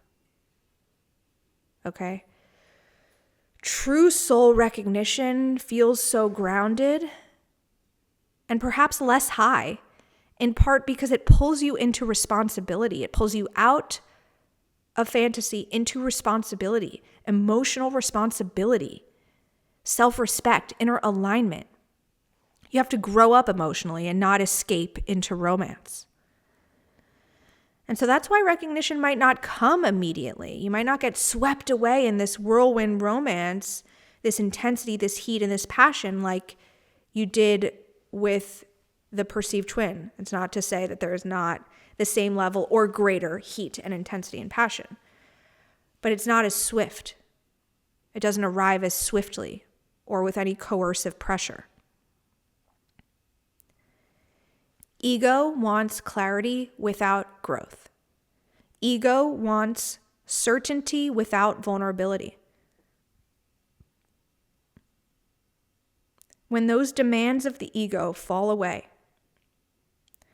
which happens once a divine feminine moves on, closes the door, accepts closure, that's perhaps the biggest ego annihilation she's ever undergone, or you've ever undergone, he's ever undergone. Use your pronoun. When the demands of the ego fall away, it gets still and quiet. Recognition can settle in quietly. These connections don't arrive to make you feel special. They arrive to make you real. And when you see that is the difference, when you see that, there's an undeniable nature to the realness of what's unfolding. Before the mind can even understand it, the body knows. Your body responds to truth in ways that cannot be rehearsed, controlled, or imagined.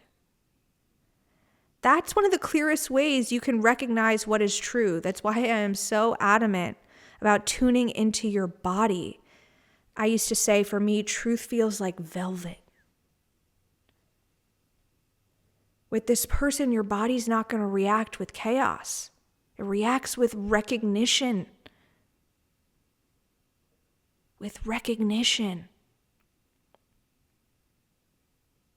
It's calm. It might be intense.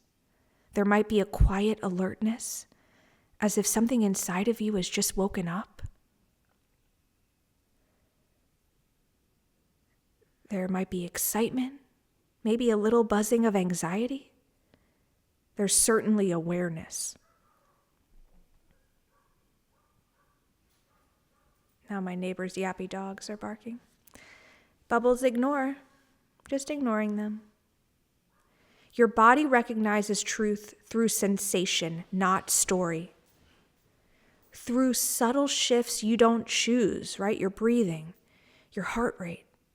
Your nervous system just reacts differently to this person. You feel grounded and exposed at the same time in a way that's frankly really hot.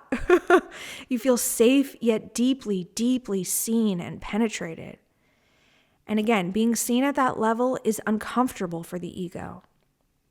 The mind wants to try to label and analyze and rationalize what the body has already accepted. Your mind may start to ask questions because it feels threatened. It feels threatened by how real this experience was or has been or is. But your body doesn't argue with truth. It responds to it. You know what I'm talking about. Moments where silence doesn't feel empty, but rather charged, where your chest reacts before your thoughts did. Your body is recognizing alignment. Please notice how different this feels from attachment. Attachment creates agitation. It keeps the body on edge. Attachment creates a constant need for reassurance. It creates a constant need for confirmation, for movement. But this connection, even in moments if it becomes painful, brings about deep internal clarity.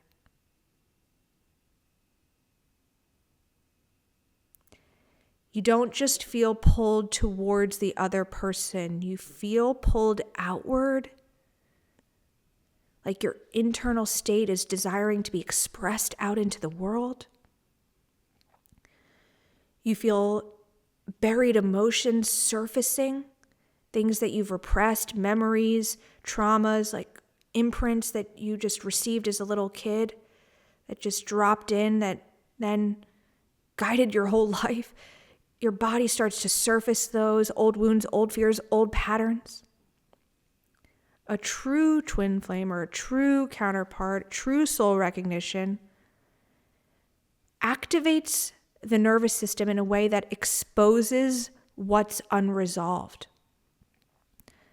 Whereas this sort of perceived twin flame or the toxic twin flame trap, the Satan sandbox dynamic, often keeps looping and agitating and pouring alcohol on the same wound over and over. You keep looping the same wound, back. It hurts.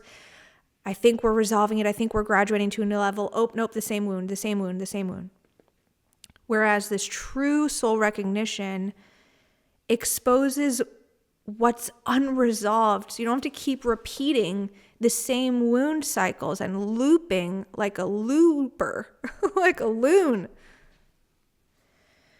More likely than not, your body is processing truth faster than the mind can integrate it. So if you have met someone new and you're feeling some of these things and you're sending me some of these messages or emails or DMs that I've been getting, and yes, I did pop back on social media for a hot second. Not sure how long that'll last. But while I'm sort of breaking off client sessions, I do feel like the clients are just needing a little extra love and attention. So I've been offering a little bit more support through my stories. But anyway, you might feel like your mind is just now, maybe 3 months later, 2 months later, 6 months later, whatever it is, starting to try to make sense of what's been unfolding. And I would invite you to not get too heady about it. The body's not going to forget what it recognized.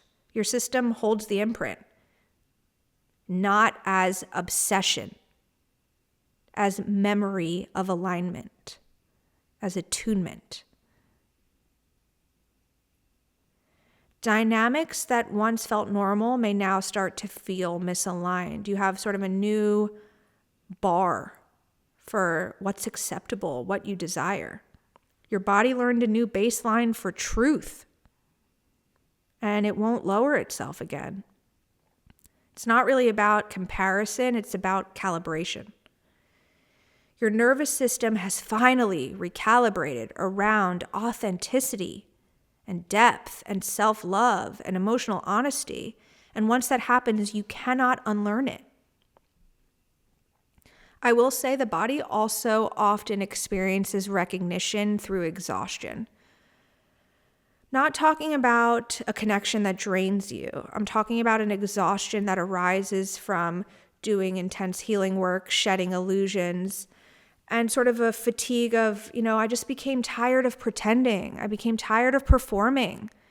My body wants deep congruence now. You want to match your internal state and not just be so focused on what looks good on the outside. So this connection really forces your body to become honest. Now, this one might blow a few of your minds, if I do say so myself. The body does not recognize fantasy. Okay, the body recognizes truth. And I encourage you to feel in your body what truth feels like. Back when I used to use a pendulum, and then I was using blind pendulum reading, so I would write on a piece of paper, this particular outcome, and then write on this particular piece of paper that outcome, and then crumple them up and mix them up so I couldn't tell which is which, and I would hold one and try to feel in my body is, the yes or the no. Those somatic intuitive testings, back when I used to do a lot of stuff like that, which I no longer really do, when I used to do a lot of that, my body learned to become attuned to truth. And this fatigue that I was just mentioning that happens when you recognize truth and then you allow all those old wounds to rise to the surface and you see all the places where you're still pretending and performing and you don't want to do it anymore, and all of that starts to feel harder. So maybe you're working a job that it used to be like, yeah, I can just from 9 to 5 kind of be this guy and, chat with my chat GPT and send these emails and do this stuff and say hi to the lady in HR and be nice to everyone and eat the donuts. And now your body's like, I literally cannot. This feels so much harder. It feels so fatiguing to pretend and play this role that I just don't want to play. So there is that fatigue that can come with truth. But the body has no recognition for fantasy. There's no recognition, right? So a friend just messaged me about this new man that felt like honey. That truth felt like honey to her. For me, I say velvet. Some people I've heard silk. If you're a kinesthetic person, you might be feeling textures and fabrics. If you're more just in your body, you might feel a blossoming in your heart or a deep knowing in your gut. Or again, I invite you to feel into what truth feels like to you. But there is no bodily recognition for fantasy, which is part of why those perceived twin flame connections trap individuals in this perpetual hunting, longing, yearning, pining, seeking, whether they're seeking confirmation, validation, hope, all of it, because the body doesn't actually recognize fantasy. The body recognizes resonance. And once resonance is felt, the mind can doubt, but the body will not lie. The truth will settle into your system, and it will ripple. This is recognition at its deepest level, not in thoughts, not in stories, but in the body's memory of truth. Once your body learns to recognize truth, your journey changes forever. When I first started reading the Bible, my journey changed. I felt, whoa, there's a calibration happening here that I haven't felt elsewhere. A similar calibration to truth happens when you encounter this true soul complement. And this is where many people confuse that toxic connection with this true connection. The difference is subtle, but it's crucial. A toxic bond drains you and keeps you stuck. A true mirror, whether you're calling it a twin flame mirror or not, a true soul complement, a true mirror, shakes you in such a way that you can no longer stay unconscious. They reflect your abandonment wounds. They reflect your fear of being seen. They reflect your tendency to overgive. They reflect your habit of self-sacrifice in the name of love. And they do it without meaning to. And so that mirror effect can hurt. And again, many confuse that toxic, painful dynamic with this true mirror effect. But they're not the same thing. This connection is going to force you to confront yourself in ways you simply cannot avoid, you cannot numb away, and you cannot bypass with logic. You certainly cannot pretend you are unaffected by this person. The mirror will keep showing up until you look. And when you do look, everything changes.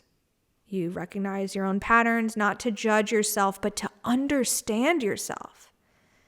You can really see where you abandoned yourself, where you waited too long, where you accepted less than you deserved, where you confused love with endurance. This is the mirror doing its work. So some of you reaching out, there's a little bit of panic behind your energy. I know a few of you who've been on this twin flame journey for 5 years, 6 years, like the same amount of time as me, and you feel like suddenly, wait, I met someone else and now I just feel like that whole thing exploded and it feels like I was just under a spell and like, was that all a lie? And there's a little bit of panic underlying your energy, a little bit of concern about your sanity, a little bit of concern about your stability, or just like, how could I be duped like this? Was this all a lie? Were you lying to me?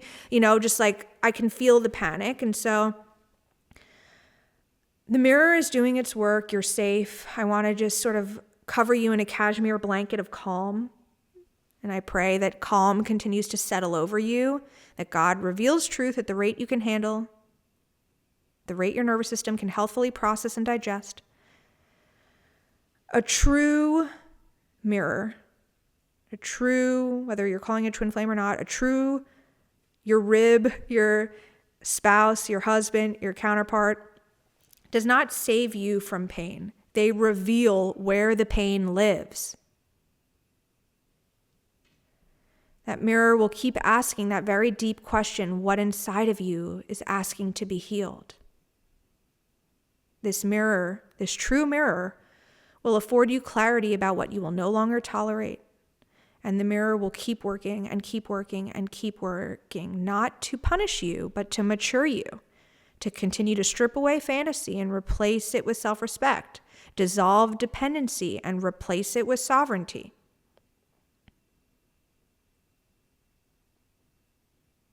A karmic bond repeats the wound. A true soul recognition bond reveals the wound and demands growth. A karmic bond repeats the wound, loops the wound over and over and over again. A true counterpart reveals the wound and demands healing and growth. So the mirror effect can, yes, be brutal before it's liberating, but it is liberating. And that's the difference. Those Satan's sandbox perceived twin connections keep brutalizing, you keep staying at the level of it's brutal without the liberation. You only reach liberation when you opt into it yourself, not through the connection. And that recognition will deepen, in fact, once you're able to stand whole on your own. And again, many journeys can get confused here because attachment can feel spiritual. The attachment that you feel in that perceived twin dynamic can feel very spiritual. The attachment that you felt to your ex-wife or your ex-husband could have felt very spiritual. The attachment you felt to your ex could have felt very spiritual. And simultaneously, soul recognition with this new person might feel painful. And you might think it's supposed to be the other way around. Isn't attachment the painful one and soul recognition should be spiritual? And they certainly both create intensity. They both can feel magnetic. And they both can keep you thinking about a particular person.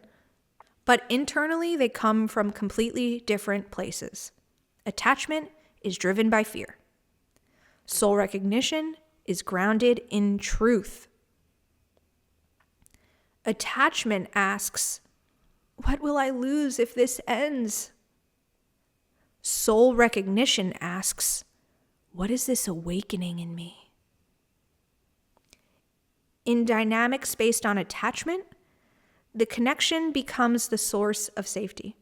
Your peace depends on proximity or communication or reassurance or outcome.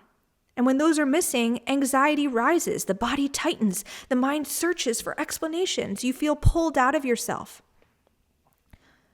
Soul recognition does the opposite, although I did say earlier it can pull you out of yourself, but in a very different way.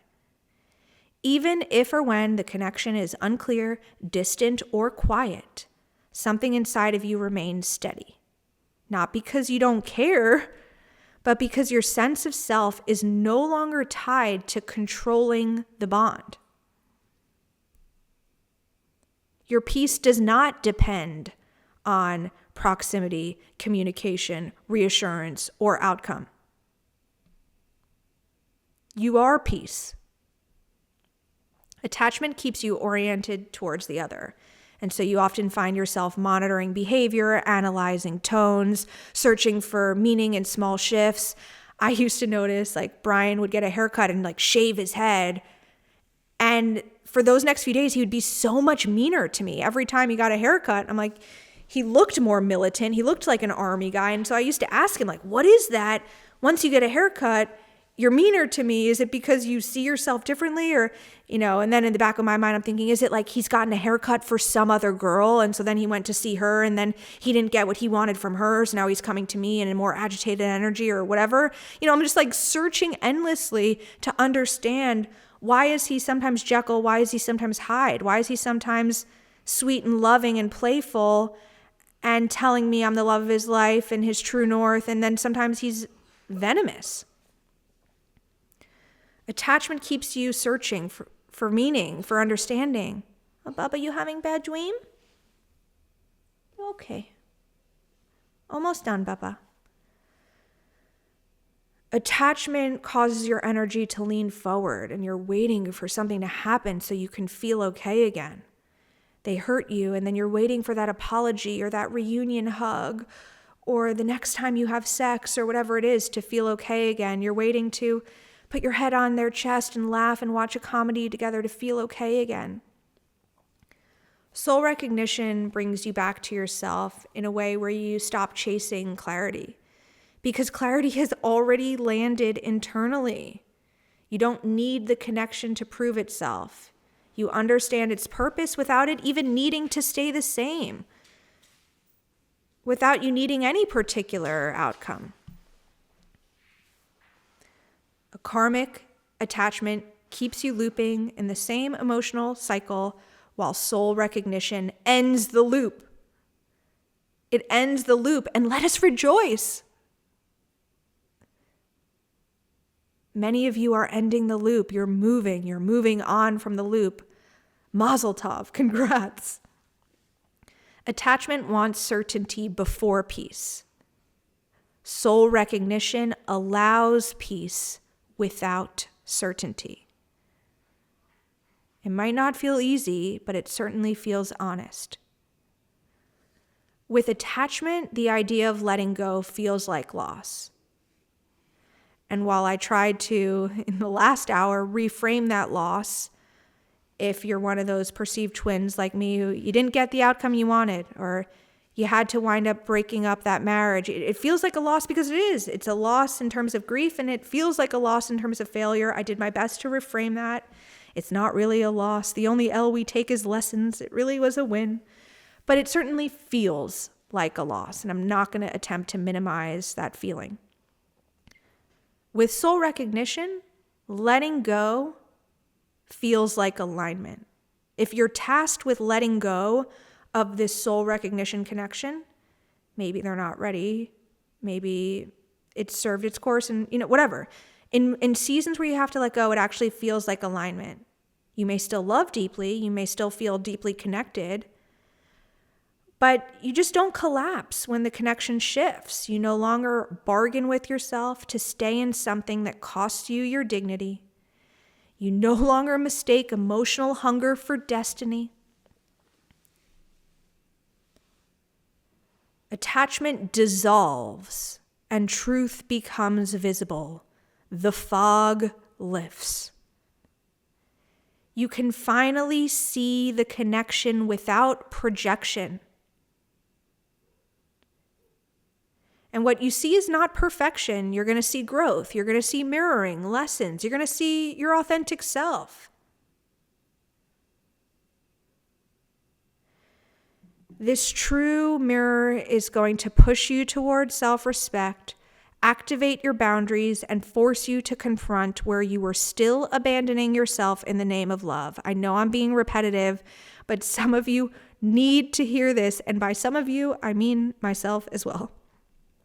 Attachment wants to hold on. Soul recognition wants to integrate. And integration is quiet. Integration is quiet. It doesn't need drama. It doesn't need reassurance. It doesn't need to announce itself. It doesn't need constant contact to exist.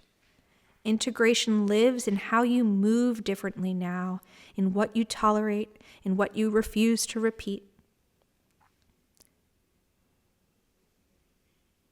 Recognition replaces attachment.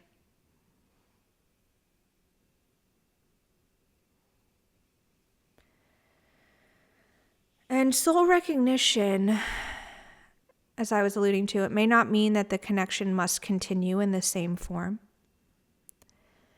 But when you have that recognition moment or moments, it means you have actually completed the most important function of the connection, which was waking you up. And once you're awake, you cannot pretend you are asleep. And that's why recognition will feel calm instead of chaotic. Again, to repeat, grounded instead of obsessive.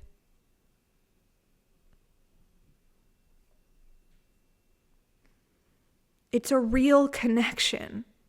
Fantasy can feel good. Growth often does not. But this connection is going to repeatedly pull you out of fantasy, pull you out of illusion and into truth. A fantasy connection conjured by the enemy will feed the ego. It'll focus on how special you feel, how chosen you are, how desirable you are.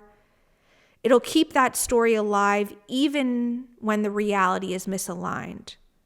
And it'll allow you to imagine a potential without requiring responsibility. A true mirror, a true soul recognition connection will disrupt that fantasy and force you to confront reality instead of escaping into dreams. You're not allowed to sit comfortably idealizing this person or the future or the story of the two of you together. It'll keep breaking the illusion. This true connection does not come to live inside your imagination. That's another tough one. So many of you built these stories and romances inside your imagination. True soul recognition comes to activate your evolution. Growth becomes unavoidable. Fantasy asks nothing from you. Growth asks everything. Now, the person in that fantastical connection might ask a lot of you. As I mentioned earlier, there's a strong need to perform. But the fantasy itself asks nothing. Growth asks everything.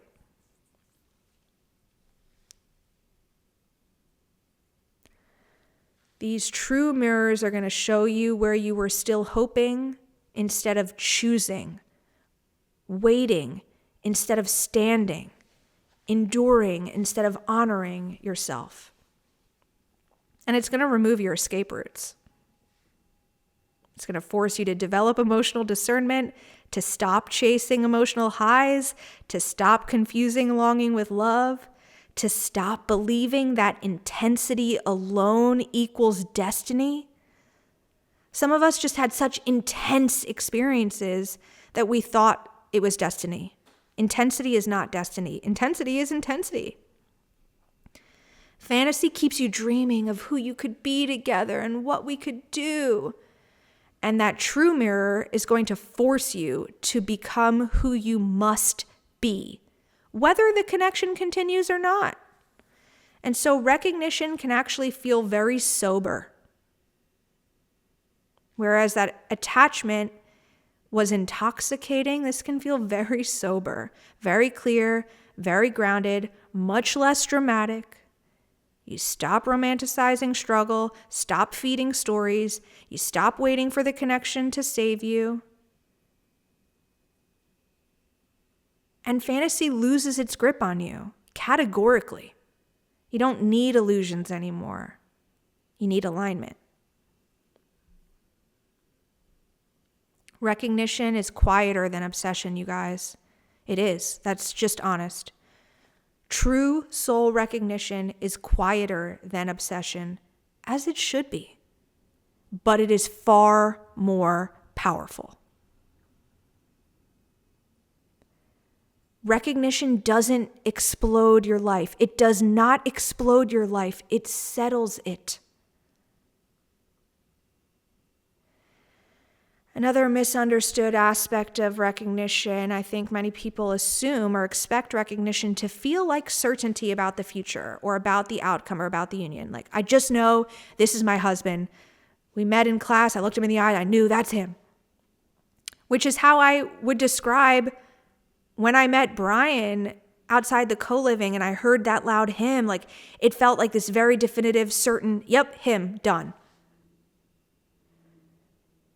But true recognition doesn't arrive to tell you what will happen in the future in a clairvoyant, predictive, precognitive kind of way. True recognition arrives to change how you stand within yourself. Once you recognize this other person, something fundamental shifts inside of you. That's the recognition. Okay, I recognize you, and now click. Something inside of me is clicking into place. Maybe I feel like I can pursue my spiritual gifts more. Maybe I'm meant to embark on healings and deliverances. Maybe I'm meant to remove these particular connections. Maybe I'm meant to shift this. Click, click, click, click, click. And you stop chasing clarity from the outside. You stop needing explanations. You stop scanning signs. You stop evaluating behavior to feel secure. You return to center. Recognition brings you back to God, to your body, to your truth. You're not pulled forward by hope or dragged backwards by fear. Your energy stabilizes, and you might find your emotions become quieter. Not weaker, quieter, clearer. You won't try to hold the connection together by force. You will not overextend emotionally. You will certainly not be negotiating your self-worth. You no longer abandon your needs to keep a bond alive. You choose yourself without guilt. You can acknowledge the bond without sacrificing your peace. You can honor what is real without demanding it be a certain way.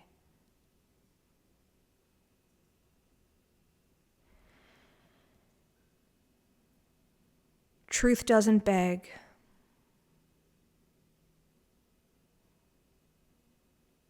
Truth doesn't try to convince. Truth doesn't try to manipulate. Truth is truth. You'll find pedestals dissolving, fantasies softening, and what remains is truth.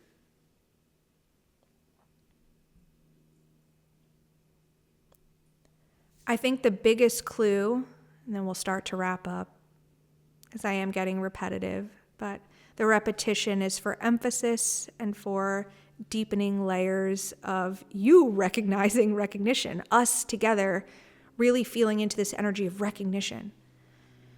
After recognition, your tolerance for misalignment disappears. I mentioned that before, and I'm mentioning it again. You can no longer entertain connections that feel emotionally inconsistent, unavailable, or unclear. Your nervous system just won't cooperate with what contradicts your growth. Whereas in the past, you might be able to hack it. You might be able to stick it out. You were able to stick it out. And circling back to detachment, many of us, when we're in those twin flame, perceived toxic dynamics, are trying to force detachment, in part because we're told once you detach, that's when he comes back. So I have to detach, and then boom. Detachment is an organic process. It happens naturally. You cannot force it. And detachment often happens after recognition because your body remembers what alignment actually feels like. So it now has a new template and it just refuses to settle.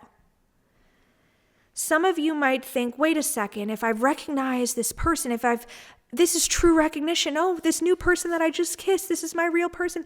Shouldn't that make me cling harder to them? If I finally recognized my actual person, shouldn't I cling? No. No, madame or sir. In reality, recognition is going to make you steadier. It's probably going to make you quieter and more self-contained. It's going to make you less reactive. You're not going to be sitting there all day asking, does he choose me? You're just going to start asking, am I choosing myself over here today? Am I choosing God today? Am I listening to the Spirit?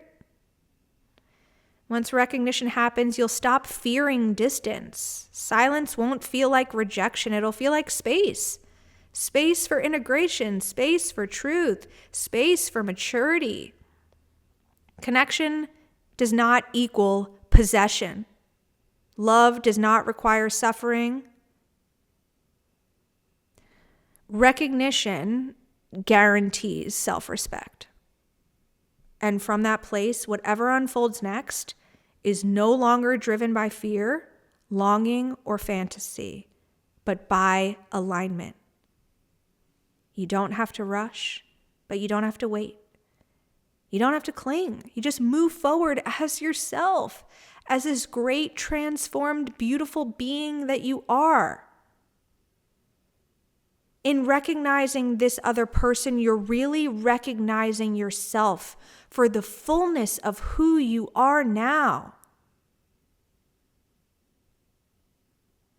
And the fullness of who you are now is probably someone who no longer abandons themselves and who can hold truth without needing control. The journey stops being about the connection and starts being about embodiment. And from that place of true, authentic, whole, divine embodiment, whatever stays is real. Whatever leaves is released and is meant to. And whatever comes next meets you at your level.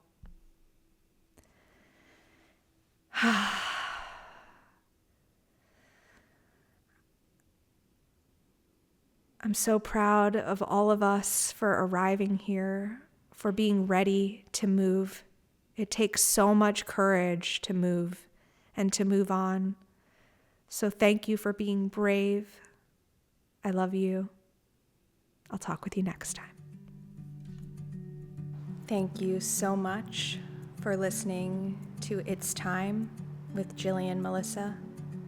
If you're feeling like it's time to try a new recipe, time to get off social media, time to fall in love again, or even time to submit to God's timing? It probably is. If you'd like to stay connected, I invite you to check out my Patreon community, patreon.com/Jillian Melissa Intuition, or you can email me at info@JillianMelissaIntuition.com. I would love to connect. I hope this episode was nourishing, and until next time, I love you.